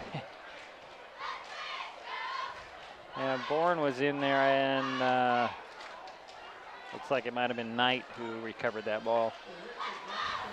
I think it's really slick. The rate that rain's coming down. I was hoping the rain would miss us in this game. Who's the quarterback now? It's still Cook. Where do you think we live? I'm sorry. Is it still 18? Who's the yes, quarterback? It's still 18. They're just trying a little quarterback sneak every time here because of the weather, I would imagine. We got to mix it up a little bit. I got a couple. Give them 3 on that one. It's 3rd and 10 at the 20 now. If that's your bread and butter play, then you're in deep trouble. I'm only assuming it's because the ball's wet. Well, I'm only. But you still got to think positive. No, you're right, Jerry. And you've got to keep that defense honest. You've got to make them honest and let the kids give them a chance to try. Yes, thank you. I formation. This time it's a pitch. And nowhere to go. Oh, Josiah's going to be bruised up tomorrow. Oles just can't find it. I don't think he's had a yard yet, does he? Yes, he picked up 2 yards on 1 carry. Well, you're going to be hard-pressed to find a harder worker or a nicer young man than Josiah. And the thing, too, is that he is only a sophomore. Right. He's not the biggest guy, but he's oh, come on, fellas. That ball was Bourne didn't have anywhere to go with that kick. And I don't even know what But you know, I can't help but think this. How many hours I sat up there with D'Alessandro doing drill after drill after drill on what to do when you got the bull rush coming at you. And not a good and sign. And Bourne looks hurt. When your punter comes out limping like that. It's his ankle or his knee. That's not a good sign.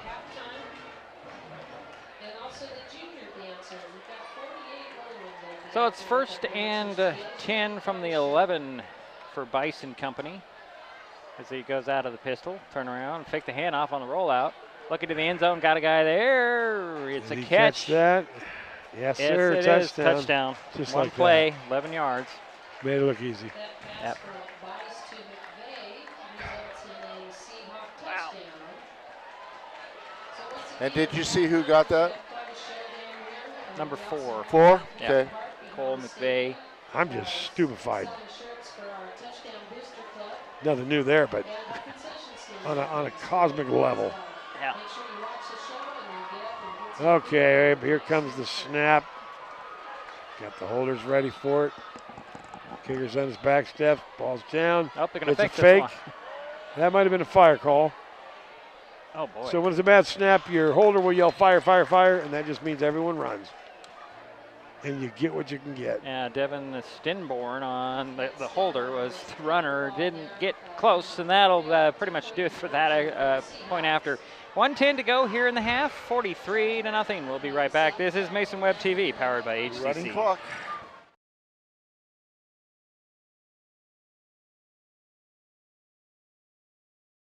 This is Sharon Trask. And I approve this message. I'm voting for Sharon Trask because she is a strong candidate that will research her information, verify her facts before coming to a decision. She's got a really great heart for the community. She's a very smart lady. She cares about her community, and she's got a lot of great background, and I think she'll do great for the county. Paid for by Sharon Trask for Mason County Commissioner. Well, back at Jack Stark Field at Highclimbers Stadium. 1:10 to go in the half, 43-0, all Peninsula. Not much you can say. Rain's falling, and that's pretty much the way the ball's falling. I think I have laryngitis now. All right. Well, it's a running clock from now on. No, second half. Is the second half starts officially? Yep. Okay. It have to be the second half. Ball's picked up about the 25. Well, at least he didn't drop it this time. Yeah, and he's still trying to find somewhere to run. And there's 11 guys tackling him. Yeah, Can't let that happen to you guys. Can't let it happen. Oh, it's Max Johnson with the return on that. Is that the same with basketball? It has to be start the second half? Correct. So, yeah, it has to go into the. Okay. And you know, they never announce that in basketball, Jerry. Yeah, I'm sure you've noticed this. There's always those fans that get upset with us that we're not running the clock correctly. And Oh, yeah. So a minute to go here in the half. Receiver wide right. There's a snap. Hand off to Oles. Oles still just can't find anywhere to go. He just can't find a hole, can't find anywhere. Well, there's no holes to find, I'm afraid. Yeah, unfortunately, it looks that way. Either they have scouted us very well. And they've got so many people up on the line. They're actually going to give him a yard on that. Well, you've got your basic 8 in the box there, and you're 3 deep, but those 3 deep are coming with their ears pinned back every play. They're in 4 deep now, so they're just going every play. So 2nd and 9 now from the 34. Here they come. And, oh, wow, what a collision there. That was Max Johnson trying to find something, and once he got the ball, he was tackled. No protection. Because as a defense, you want your 8 guys to outnumber the offenses. Loss of 3 on the play. Are we going to end up with negative yards for the half? Well, the half is over. So after a half of football, Peninsula all over Shelton tonight. What is it? 43-0. 43-0. We will take a timeout. We'll be back with the Maple Glen Senior Living halftime show in just a moment. Wasn't that what we just saw?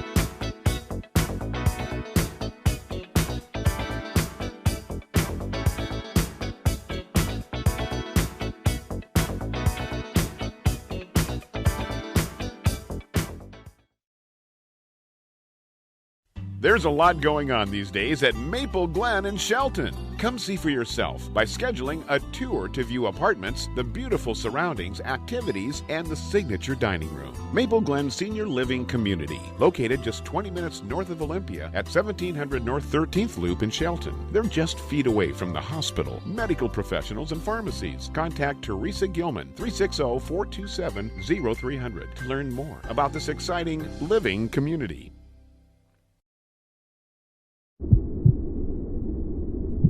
I lost my mother to a drunk driver.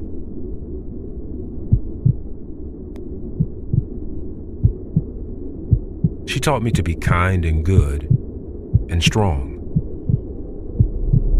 Be a positive force in a sometimes cruel world. I want to do everything I can to keep Washington a beautiful place. For my children, for your children. Become a Washington State Trooper.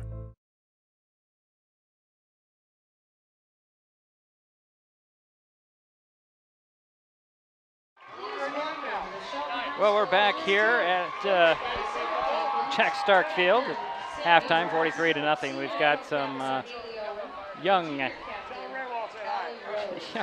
girls out there. The junior dance camp ready to perform. We'll just enjoy that while Gerry does. Gerry does his statistics here. They stood out at camp helping the junior dancers. And last week's most valuable dancer was Haley Jenkins. She has been speaking up at practice and trying to help others with routines. So good luck, dancers. Your music is on.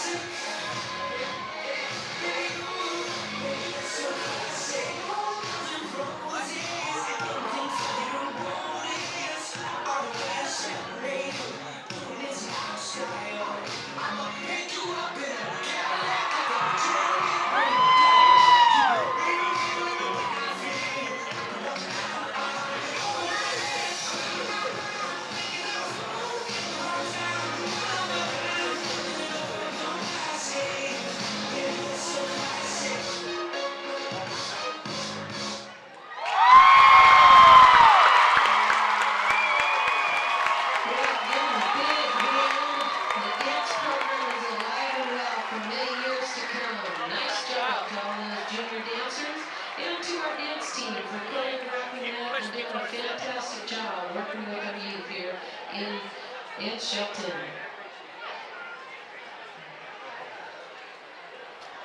All right, this is the Maple Glen Senior Living halftime show. We will have Gerry Ablett. Gerry, you're ready to go? Well, whenever you're ready, Gerry, just go ahead. Okay, thank you, Dedrick. Well, Peninsula had 16 first downs. They had a total of 138 yards on the ground, and they had a total of 118 yards passing. The combination of the two quarterbacks was 11 for 15 for Peninsula. 11 for 15, and again, that was for a total of 118 yards. Penalty-wise, Peninsula had 40 yards in penalties. Scoring-wise, well, Peninsula scored in many different ways. Leonard had a couple touchdown carries. We had an interception by Peninsula. Griffin had 2 touchdown runs, and we had a safety off of a bad snap. Yeah. And we had an 11-yard touchdown pass to number 4, and that was Cole McVeigh. So that makes it 43-0. Shelton had 1 first down. They had a negative 20 yards rushing, and no passes completed. There was 1 turnover by both teams.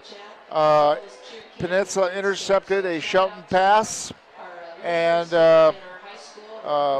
Peninsula fumbled right by the goal line. Right. The 1, so, 2, yeah, something like that. You know, we're looking at negative 20 for Shelton on total rushing and passing, and we're looking at 256 yards total For Peninsula, 16 first downs compared to 1. So the stats tell the tale. Yeah, well. Not very many penalties, 1 turnover each. But a lot of scoring by guys in the white. Yeah, 2 by Griffin, 2 by Leonard. And that odd one called the safety, which is... Yeah, well. I learned a little bit on that as far as the way the rule was, I didn't know that rule. Yeah, neither did I. Wasn't aware of that rule. Yeah. Well, Gerry, thanks a lot for those stats, albeit one-sided. I would say it's my pleasure to give these stats, but I don't know. Were the stats I gave you last week okay? Oh, they were good. Thanks, Gerry. We'll take another timeout. We'll be back. It is halftime. It's all Peninsula tonight, 43-0.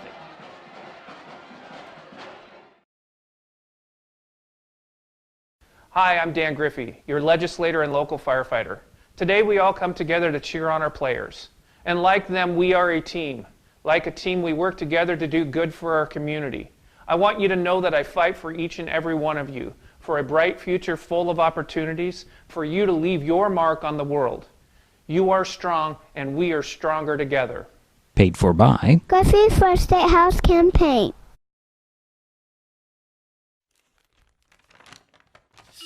I admit, I did try another TV provider.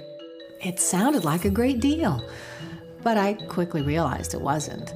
When I read the fine print, I was locked into a long-term contract with a huge cancellation fee. So I came back to HCC. They're more reliable, the service is local, and I save, bundling internet and phone with them too. And I'm a lot happier now. Great service from a local company. Stay with HCC.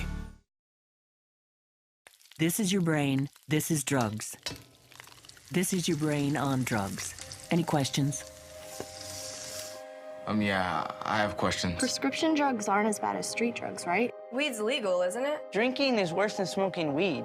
Isn't it? Why is heroin so addictive? Molly just makes you feel happy. I have questions. Mom? Dad, did you ever try drugs? They're going to ask. Be ready. Go to drugfree.org. A message from Partnership for Drug-Free Kids. Mason Web TV, powered by HCC, wants to help voters make informed decisions this election season by broadcasting candidate events. At 7, September 24th, the North Mason Chamber of Commerce and the North Mason Community Voice are holding a debate at the Hub in Belfair. At 6:30, October 4th, the League of Women Voters of Mason County is holding their Speed Dating Candidates Forum in Mason County POD 3's auditorium. And at 5:30, October 9th, the Shelton Mason County Chamber of Commerce is holding a candidates forum at Olympic Middle School in Shelton. Everyone is welcome to attend in person or online.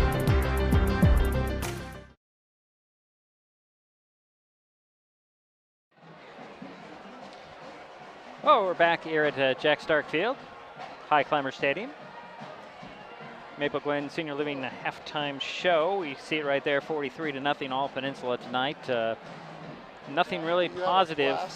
Nothing positive to really report on the Highclimbers.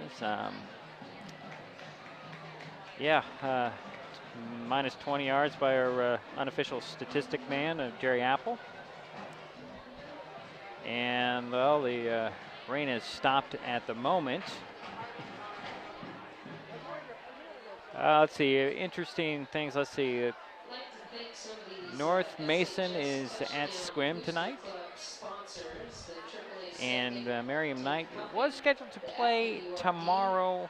And their home opener was, forfeited due to they were playing Tulalip Heritage, or scheduled to play Tulalip Heritage, and they forfeited that game. There's not enough people on the team, I believe, for Tulalip Heritage. So if you're interested in any of that stuff, that's what's going on. We don't have a score for the North Mason game, but if we find out, we'll pass it along. We're 4 minutes away from the second half of this game, 43-0 Peninsula all over Shelton tonight. We will take another timeout. We'll be right back. This is Mason Web TV, powered by HCC.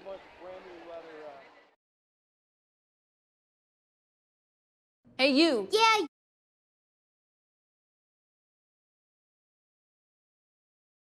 There's always something happening at Maple Glen Senior Living Community in Shelton. From art bazaars and farmers markets to art lectures and wedding receptions, this award-winning community has something for everyone. Caring staff, unbelievable meals, unmatched accommodations, and a signature dining room, all at one location, 1700 North 13th Loop in Shelton. Maple Glen is only feet away from the hospital, medical professionals, and pharmacies. Stop by for Sunday brunch or call Teresa to schedule a tour to view apartments at Maple Glen Senior Living Community in Shelton.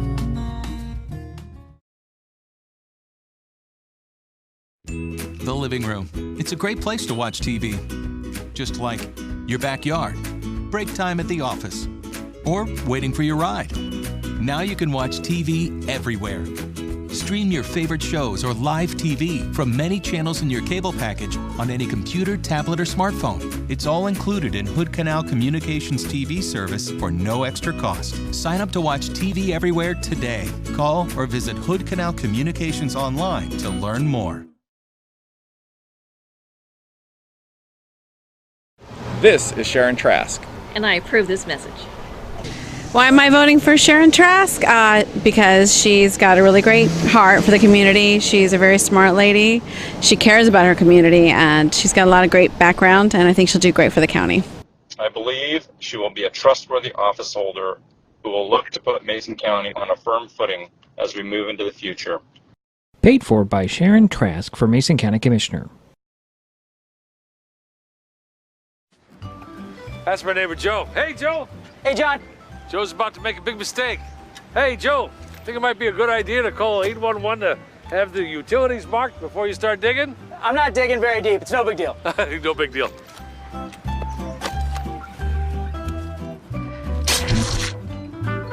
Dad, the TV's out. Internet, too. Remember, safe digging always starts with a free call to 811. Oh, what a knucklehead.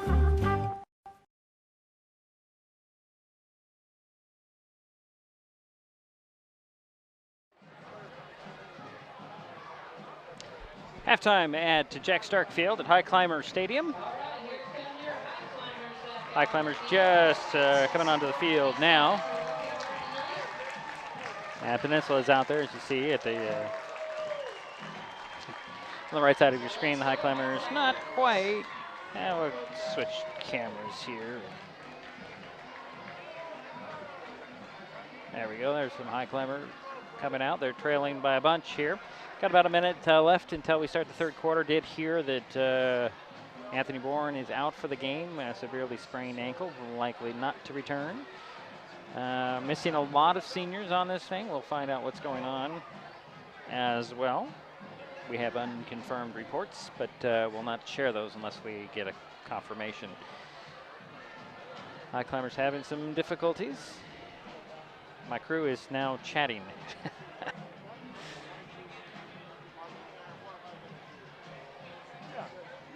So it's at halftime. Let's see if they'll put another 3 minutes up on the clock. I don't see that there's much to do here. 43-0 all Peninsula tonight.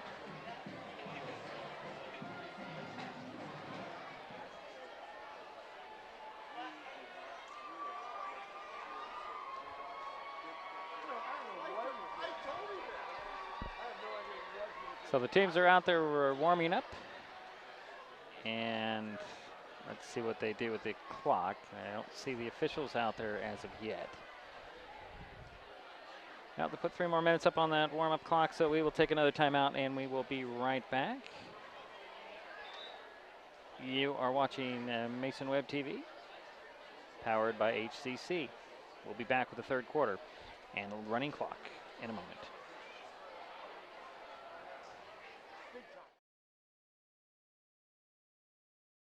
There's always something happening at Maple Glen Senior Living Community in Shelton. From art bazaars and farmers markets to art lectures and wedding receptions, this award-winning community has something for everyone. Caring staff, unbelievable meals, unmatched accommodations, and a signature dining room, all at one location, 1700 North 13th Loop in Shelton. Maple Glen is only feet away from the hospital, medical professionals, and pharmacies.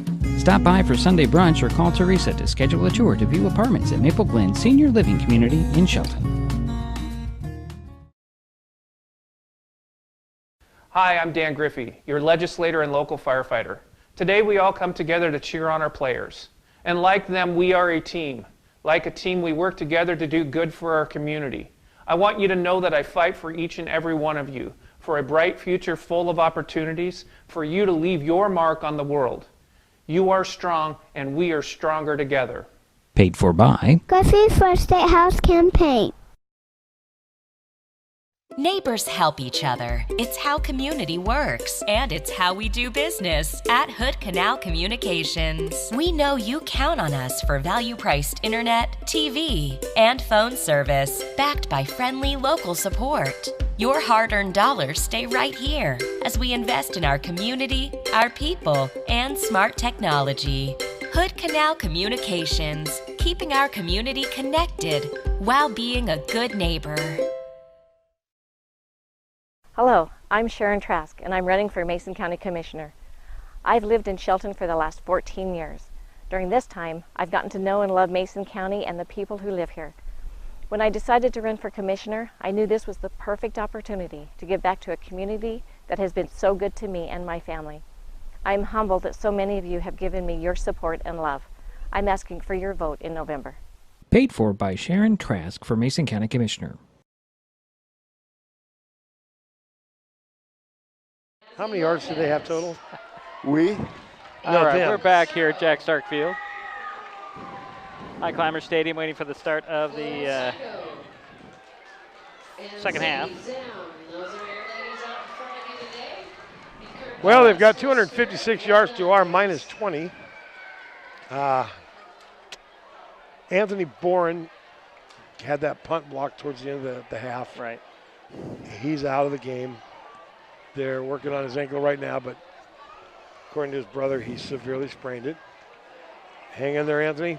I hope you do well here. Get well. And that's the last thing we needed, was to lose yet another senior. Della Sanchez, Zach Della Sanchez is out with strep throat. Oh, okay. There's your kicking game right there. Right there. Right there. A huge difference. Yeah, it is. And you don't want a kid with strep to be out in this weather. No, no. Or any weather. And it'll spread through a locker room like wildfire. Now, we're in the second half now, and with the score 43-0, we're on a running clock. Right. So you can start the running clock in the second half. I believe it does stop on timeouts, though. Yeah, it would stop on a timeout, right. Possibly a score, is that right, Eric, or do you know? It'll only stop on timeouts, official timeouts, and injuries. Okay. Well, the Highclimbers will start out with the ball, as they did win the toss and deferred. You've got Boren and I can't see who else is back there, but one of the up guys picks it up at the 25, gets to the 30, fighting his way. It's not Boren, he's out. I'm sorry, you're right. I meant It looked like we got Max Johnson was back there with him. Yeah, but one of the up guys might have been. But 18 looks like 10. Oh, we'll get it all straight. So you've got Cook out there. Surprised we haven't called him Boren all night. Yeah. And let's see, it'll be 1st and 10 for the Highclimbers at their own 33. It looks like the rain is slowing down a little bit. Little light rain falling, let's call it that. Cook will go back to pass. Gonna look over the middle. Spins away from the rush and get back to the line of scrimmage. We're going to have a holding call on the Climbers, I'm afraid. Yeah. Skylar Cook kept the ball and is in the 5 yards, but we do have a flag on the play.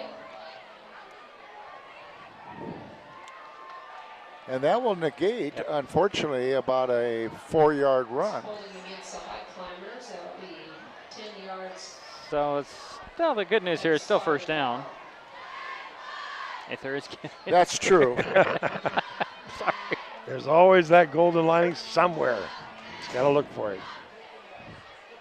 It's going to be 1st in about 20-something, but, you know, it's still 1st down. Unless they refuse the penalty, which is always a possibility, but I don't know. I doubt it. Doesn't look like it. So they'll march it back 10 yards and place it inside the 20 of the 19. Wow. So call it 1st and 22, I think, if my math is correct. quick back and picked off. Oh, come on. Intercepted by number 11, looks like. And now it looks like Cook might be down. That was Luke Golden with the pick. Intercepted there by Luke Golden for the Seahawks. That's your call. Looked like he got hit just as he released the And, ball. Skylar's up. Take over 1st and 10 there at the Highclimber 15. I'm guessing he'd be replaced by Trevor Meyer, but I'm not sure. He's walking pretty slow, Cook is. Yeah, he's kind of got it holding his belly a little bit. He might take Well, a you good know, a lot of shot that is there. when you're taking a beating like that, everything hurts. I think we have no, still Bison there at quarterback. And I think he handed it off. Let's see, who got the run there? Sims? Anderson there on the tackle for the Highclimbers, and that was a loss there. Loss of about 3. I didn't even see who the runner was. 15 yards to go. Looks like the ball's about the 18-yard line. Well, Bourne's back. And he's Well, not, that's good news. yeah, You can tell by his way. yeah, Yeah, well, that's the brace I lent her, so. Highclimbers jumping all over the place there. Going to be Come a on, penalty. guys.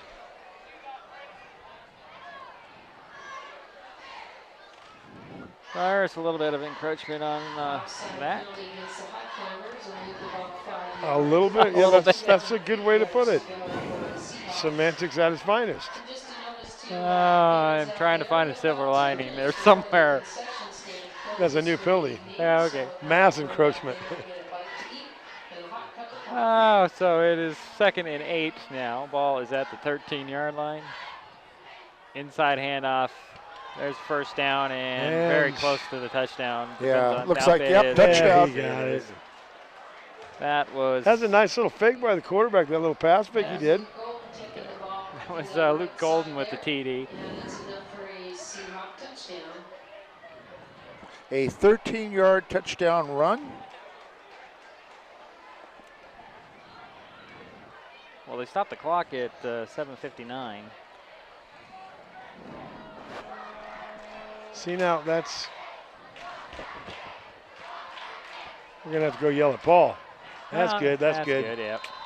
I saw that one straight through the uprights. Make it 50-0. Just under 8 minutes to go in the third. We'll be right back.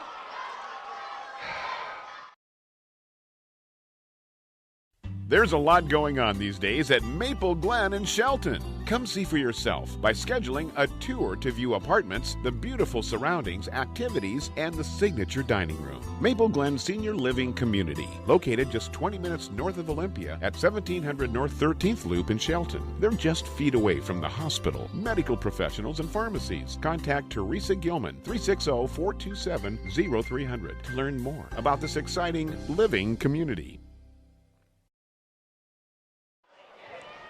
Oh, waiting for the kickoff here. Johnson Kenyon back for the Highclimbers. So Max Johnson and Jason Kenyon back, and we did see Anthony Bourne running the sidelines, but I would hope that they keep him on a. Yeah, I think you keep him on the sidelines. Just unless they have to, and they're not going to have to. Right. But all these kids are competitors, and it's going to be hard to keep him down. And is that him right there? At least he's out watching his guys. Picked up about the 18. I think that was Hurt on the return. And, probably a return of about 7 yards, it looks like. It was one of the better ones of the night. Dominic, actually. Was that Dominic? Yeah. Got it up to the 28. So give him 10 that yards. was Dominic, Yeah. Give him 10 yards on that return, guys. And a 48-yard kickoff. So Luke McPhee will take over here for the Highclimbers in the third quarter. Luke is a senior. Been in this game his whole, since he was about 2nd grade. He'll go under center out of the eye. Lost the ball, picked up by Olds. Well, at least we got it. And Olds is going to be covered up back at the 26. Loss of 3 on the play. There, but Kenyon picks it up. Does result in about a 2-yard loss Well, I got to ask you, Eric, when you're coming off the sidelines in this situation and your first snap is to a wet ball, how do you prepare for that? You've got to warm up ahead of time. Okay. You've got to get out there and touch that ball over and over and over, which he didn't have a chance to do because of the injury. Oh, boy. Oles avoids some pressure back there as the rain comes down pretty hard now. Few quarterbacks wear a glove. Right. Peyton Manning, I believe, wore one. And other than him, I can't think of any that wear them. Doesn't look like any gain on that one. No, that rain's coming down really heavy. It is heavy, yeah. Just buckets. Yeah, and you can really see it on the screen now. When you can see it on there, it's bad, yeah. It's bad. So out of the eye yet again is McPhee. He'll hand it off to Oles. Oles trying to find some space. Might have got a yard. Well, there's a little positive. Maybe 2. Give him a couple on that. Give him 3. Okay. Give him 3. I will do that, Dedrick. Thanks. There's a 4th and about a bunch. The young man sitting down in front of us here is a good example of how things have been going. One of the most promising freshmen I saw in a long time last year. All right. A couple of concussions set him back. Then the headaches sit in, and he started getting homeschooling because his health got so bad. And I don't know the final diagnosis, but he's done for life, and it's something pretty serious that I couldn't tell you exactly what it is, but one of the best guys we've had in years gone like that.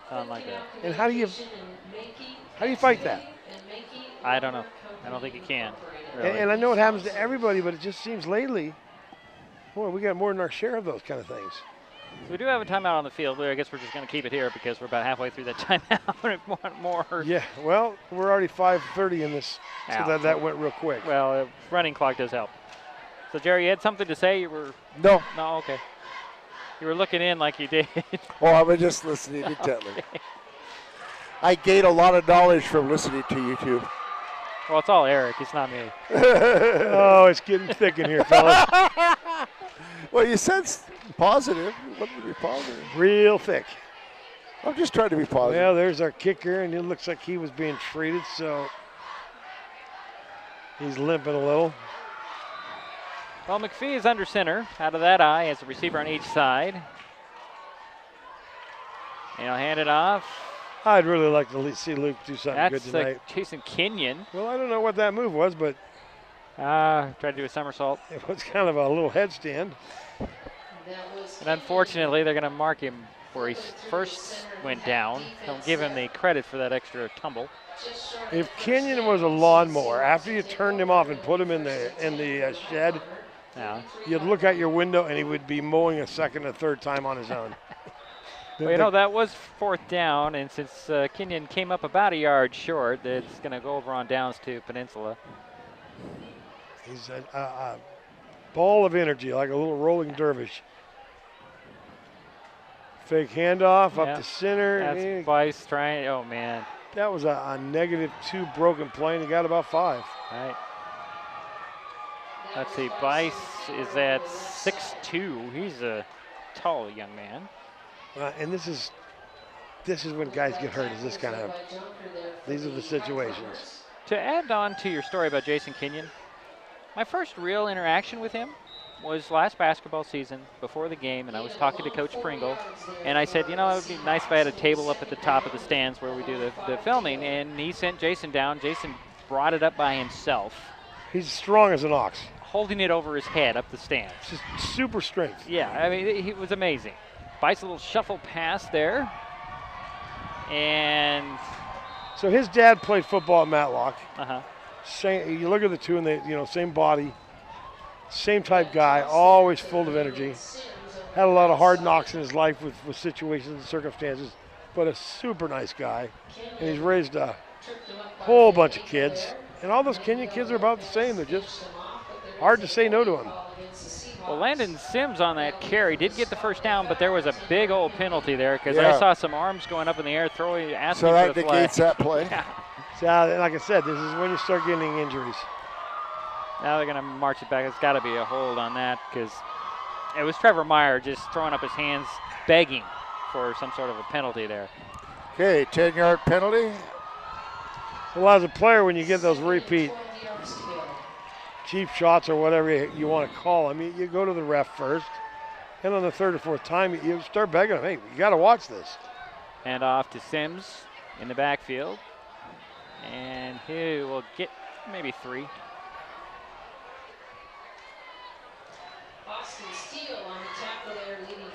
I had 3 holdings called against me in successive order my senior year in high school. Yeah.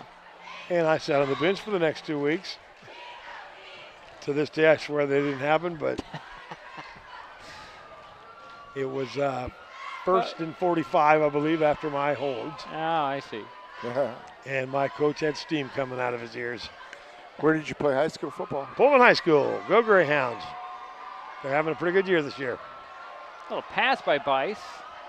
And nearly intercepted there, but incomplete. Brings So up 4th down. 24. I'm guessing these are pretty young guys in there now for them. Did you have an actual Greyhound mascot? Yes, and I always felt so sorry for that dog because it was always freezing. Huh? It always shivered. Yeah. But you know, that's a fast, you know, you own Greyhounds. I have 2, Yes, yeah. They're awful fast dogs. Oh, they're beautiful to watch.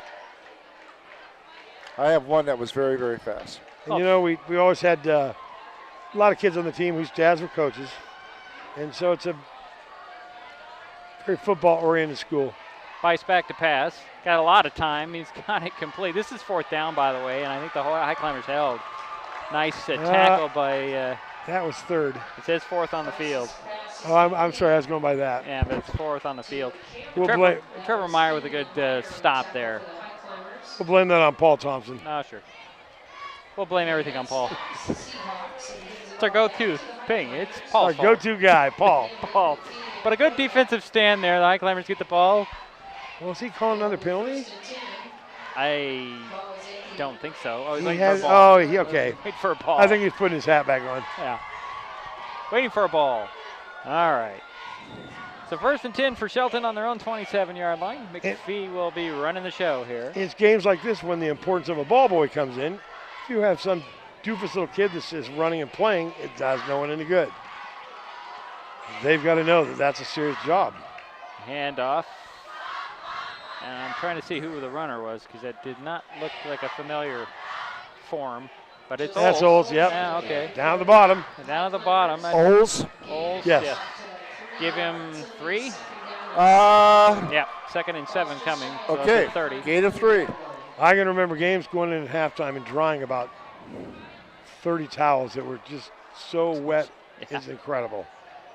Because you just can't have a wet ball out there. Right. Olds has been our leading rusher tonight. He has a total of 6 yards. So McPhee under center out of the eye. Pitch to Olds this time, trying to get around the edge. Slipped one ankle grab, but ran into 2 more Peninsula guys. He's been hit so many times tonight, he's just getting a little gun shy. Loss of 3 on that one. And that'll be the end of the 3rd. Well, the bright spot in all this is that quarter went real fast. Yeah. It's 50-0 Peninsula. It's been a Seahawk kind of night. Let's take a break. We'll be right back. Well, I know Burkall must be hurt. Mason Web TV, powered by HCC, wants to help voters make informed decisions this election season by broadcasting candidate events. At 7, September 24th, the North Mason Chamber of Commerce and the North Mason Community Voice are holding a debate at the Hub in Belfair. At 6:30, October 4th, the League of Women Voters of Mason County is holding their Speed Dating Candidates Forum in Mason County POD 3's auditorium. And at 5:30, October 9th, the Shelton Mason County Chamber of Commerce is holding a candidates forum at Olympic Middle School in Shelton. Everyone is welcome to attend in person or online.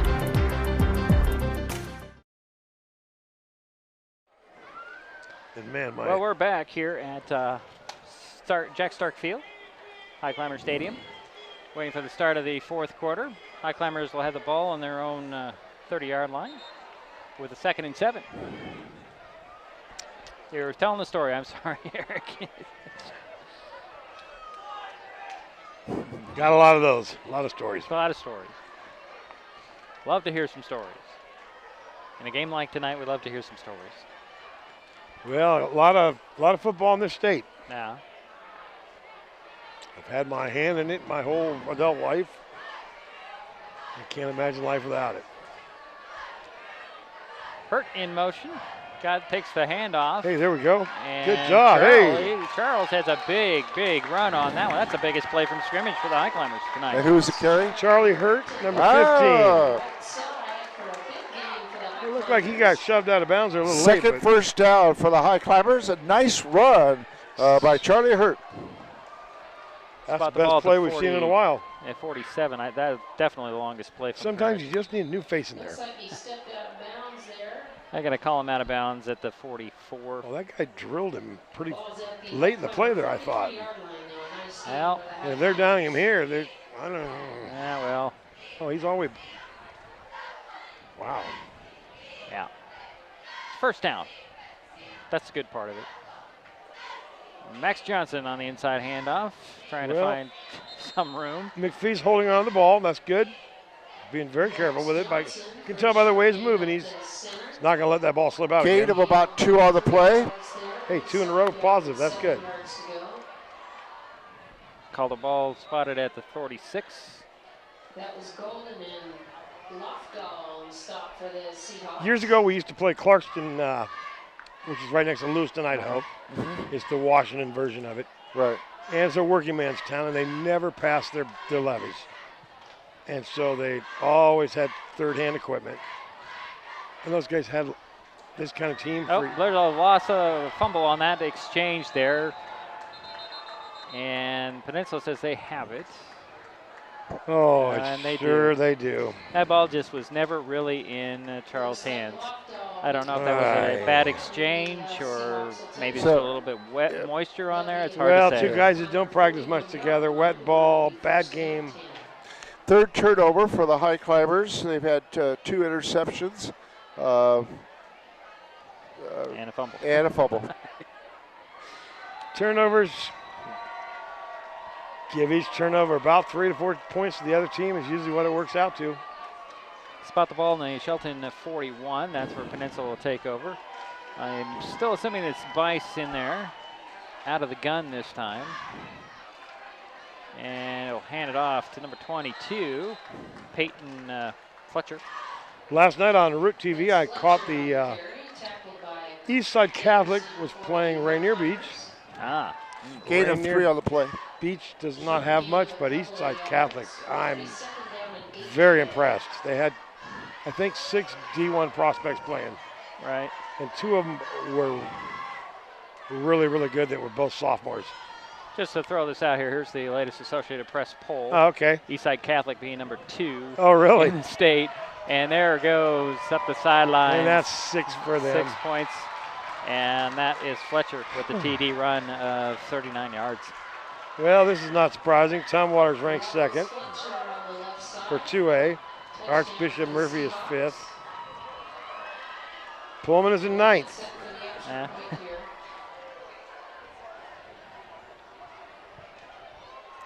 Now, Hermiston, Oregon. Yep. Now Pullman used to drive there every year and play them. 9-hour bus ride. Last fall, I believe the WIAA brought him in, approved him to come into to play in Washington. I think it's because there's no one close to him in the state of Oregon. Well, there's a point after the touchdown, a good kick there. If you're ever in Hermiston, in the summer, you've got to get a watermelon. Best watermelons in the world, in my opinion. I will wait till I see that sticker grown in Hermiston. And I think the thing, too, with Hermiston, like I was telling Dedrick, there's no other schools their size in that geographical. Oregon. Right. So I had just moved to Washington as a kid, and they said, we're going to go play these guys. I looked at the map, and you guys are pulling my leg. 10 hours later, I figured out they weren't. O'Day is ranked number 1, 3A. Wow. Nothing surprising there. The 1 and 2. Now, Rainier Beach is 4th, and they look really bad. I mean, just horrible. Lincoln's 5th. And we played the number 2 ranked team, Montesano, a couple weeks ago. Right, and the 1A. Okay, they're ranked number 2. I'm looking for the first game. I don't see them. No, They're not going to be on there. Well, they're 3-0 now, I believe, right? Yes, they are, but they're not going to show up in the rankings. They are 1A or They are 2A? Okay. But they're not going to show up in the rankings. I kind of get the feeling it's political, because it's a new coach and he's right. Well, then it's all about who you know. And is that North Mason you're talking about? Yes, North Mason you're talking about. I remember the Husky great Benji Olson. Yeah. Was a North Mason product. Heck of a nice guy. Well, here's the kickoff. Back to the Highclimbers. 57-0 is our score. And this one's a little bit deeper. That Jason Kenyon can't corral. Let it roll into the end zone. Get on it. He didn't touch it, did he? No, he didn't touch it. It's in the end zone. That's a touchback. Cardinal rule: never let a ball sit there ever. Never what? Never let it sit there. Jump on it. Do something with it. Don't let it sit there. Well, yeah, because it was close to hitting. I've seen games lost because of it. The ref misinterprets. Sure. What do you do? Because it was close. Yeah. Never, ever, ever let a ball sit there. Always assume it's live. Wasn't it up to the referees to blow the whistle quicker? Doesn't matter. Doesn't matter. Okay. As a coach, that's fundamental.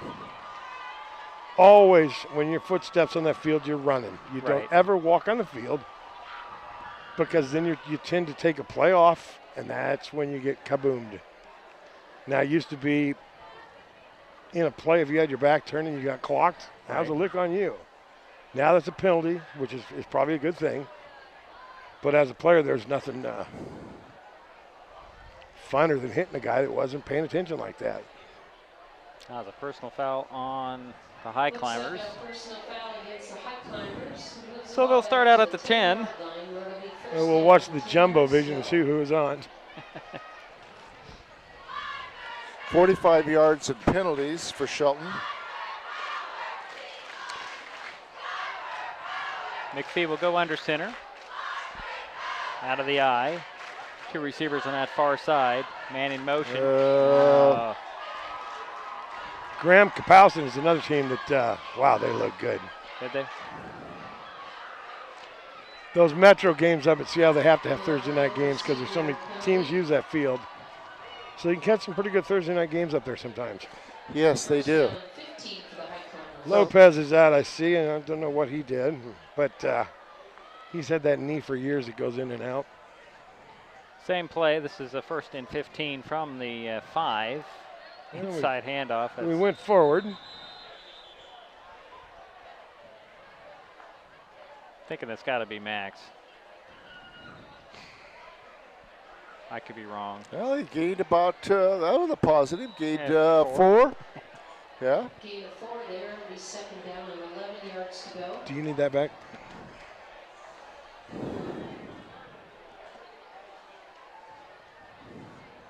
No, it was the previous runner was actually Knight.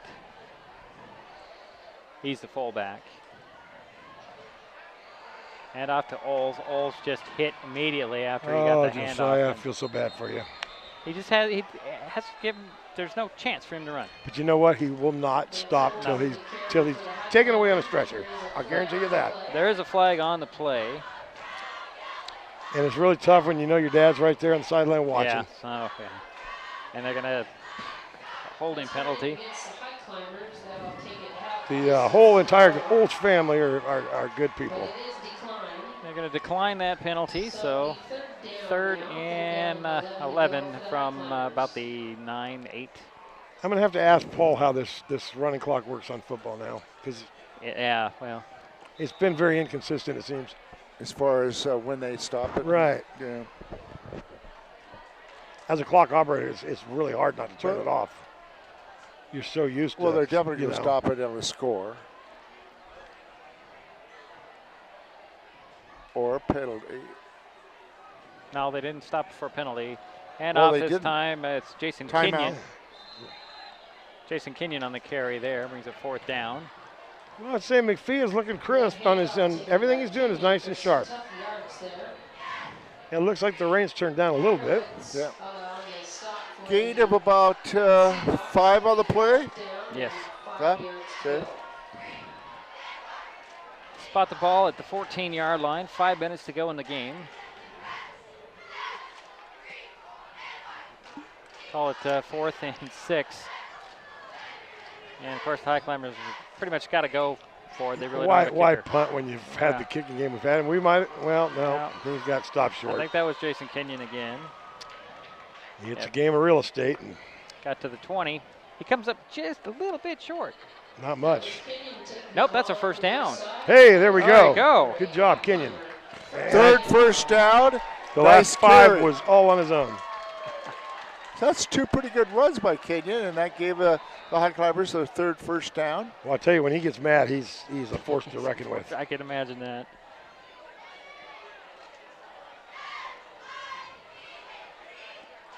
So 1st and 10 from the 20 for the Highclimbers. Again out of the eye with the receiver on each side. Oh boy, cannot believe that exchange. Jason Kenyon didn't have a prayer. My wife taught throughout the county back 10 years ago, nutrition program she had. And Kenyon was a loss of about 4 on the play.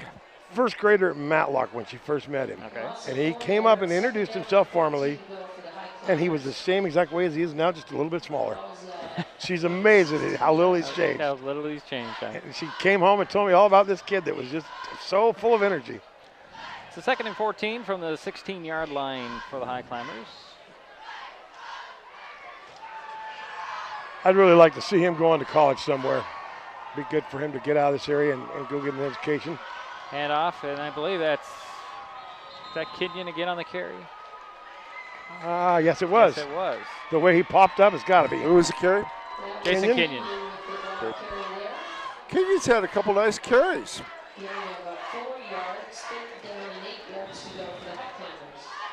Well, when you're calling plays and something works, you keep going with what works. Right. And now Kenyon is a leading ball carrier. What yardage total? 10 yards.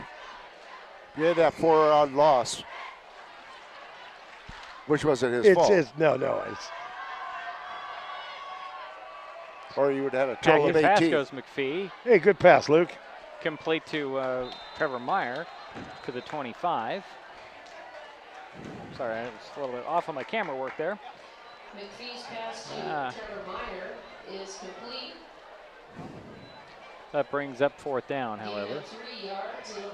Yeah, that was the first completed pass, according to my statistics. Well, when you don't have much time to pass, you're not going to complete very many. No, and when they know you're passing. Yeah.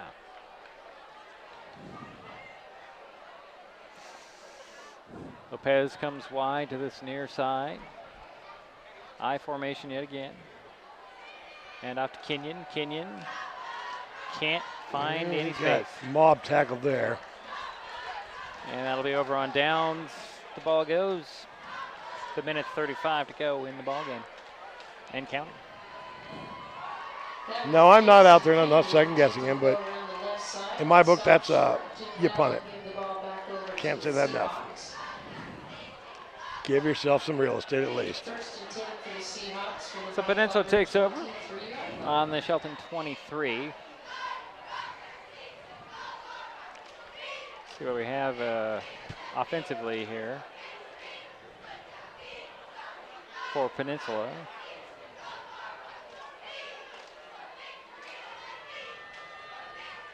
Looks like we're going to go into victory formation here.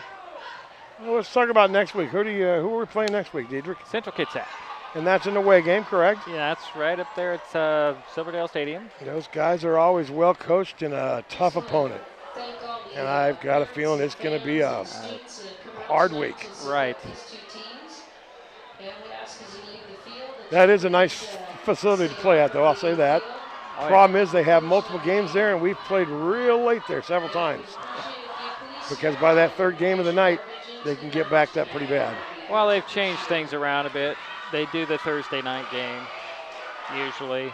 And yeah, I think it's all a matter of scheduling personally. Right. You know, I've played a lot of games there, and I always enjoy going up there. So that'll pretty much do it as the clock is running down.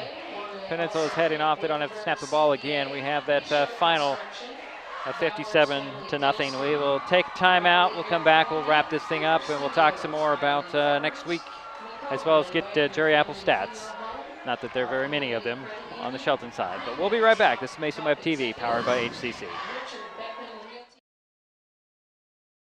There's so many great things about life in Mason County, and Hood Canal Communications is proud to be one more. Headquartered in Union, we offer the speed and reliability your family needs, backed by hometown service and support. Whether you need to just check email or power all those Wi-Fi devices around your home, HCC has the right package for you. Stop by one of our friendly offices, call, or visit hcc.net to learn more. Hood Canal Communications, keeping our community connected. Slow down. Slow down and move over. And move over. When you see lights, vests, or reflectors, please give us some room. Slow down and move over. When you need us, we've got your back. Do you have ours? You got our back? You got ours? You got our back? Please, slow down. And move over.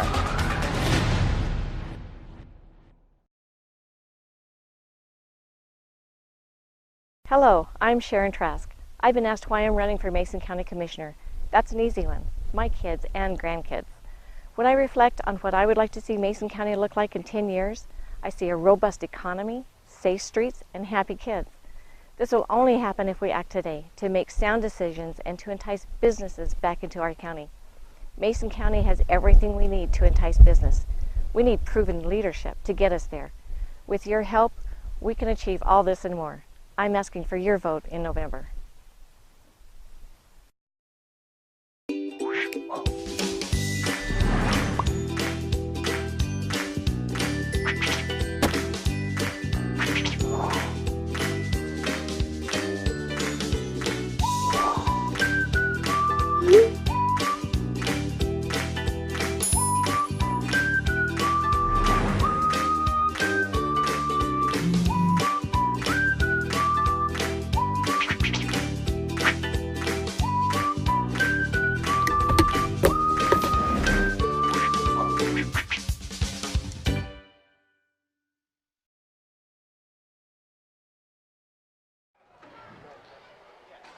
Well, it's a final here at Jack Stark Field at Highclimbers Stadium.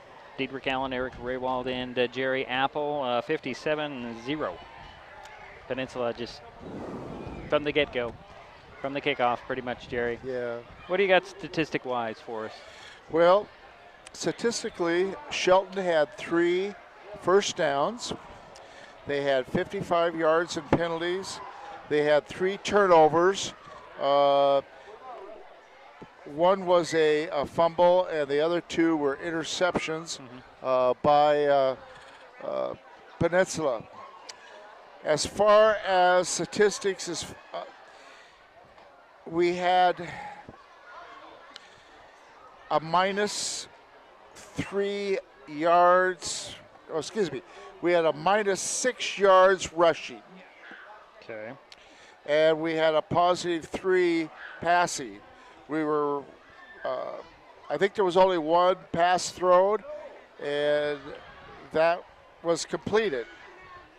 So if you add the 3 yards on the 1 pass completed and the -6 yards, we're a -3 yards total. Peninsula, the first half was, Peninsula the first half had 256 yards total. Right. Second half, it was all running clock, and so there wasn't a lot of, it was pretty well history. If you look at the total statistics for Peninsula, they had 18 first downs. They had, most of those, of course, were in the first half, and they had a total of 275 yards. There just wasn't much production. There just wasn't much going on in the second half as far as either team.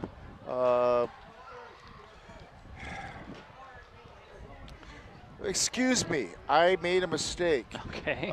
There was a 33-yard carry, so if we add that on, that gives 23. Yeah, that gives Peninsula 308 yards. Okay. I forgot about the 33-yard touchdown run at towards the end of the game.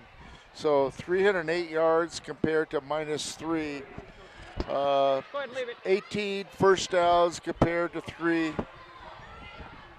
and the three turnovers compared to the 1. Tap him on the shoulder for a minute. Just go ahead and leave it. Just leave it. Just leave it.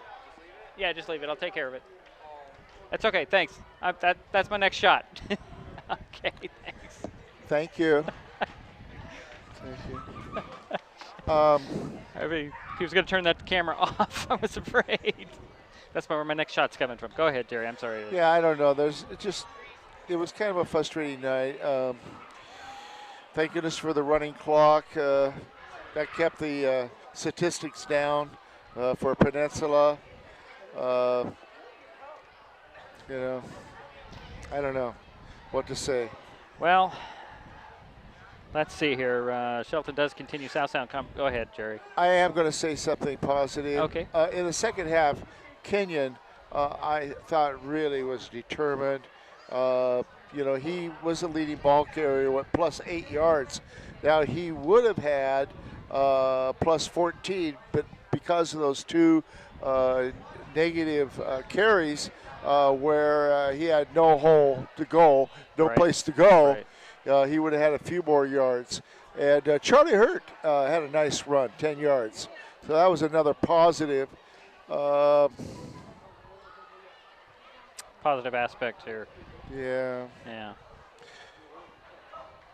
Okay. Well, Gerry, if that's all you have, we will pretty much that will wrap it up for here. Shelton continues South Sound Conference play next Friday at Silverdale Stadium against Central Kitsap. Peninsula, if you're interested, hosts Timberline next Thursday. Our next broadcast will be next Friday night from Silverdale Stadium as the Highclimbers face the Cougars. Kickoff at 7:15. And that will do it for us here at Jack Stark Field at Highclimber Stadium. My thanks to Eric Rehwaldt, who is busy chatting up the crowd like he always does after a game. Gerry Apple, of course. Jeannie here with her camera behind us. That's okay. A couple of kids from the Shelton Stagecraft class helping us out with the cameras. And, well, thanks for everyone's help tonight. Final again, Peninsula 57, Shelton nothing. We will talk to you next week. This broadcast on Mason Web TV, powered by HCC, has been brought to you by Tigert Media. Sharon Trask for Mason County Commissioner, District 3. Dan Griffey for 35th District State Representative, Position 1, GOP. Maple Glen Senior Living Community in Shelton, celebrating the art of life. And Hood Canal Communications, keeping our community connected. Thanks for watching Mason Web TV, powered by HCC.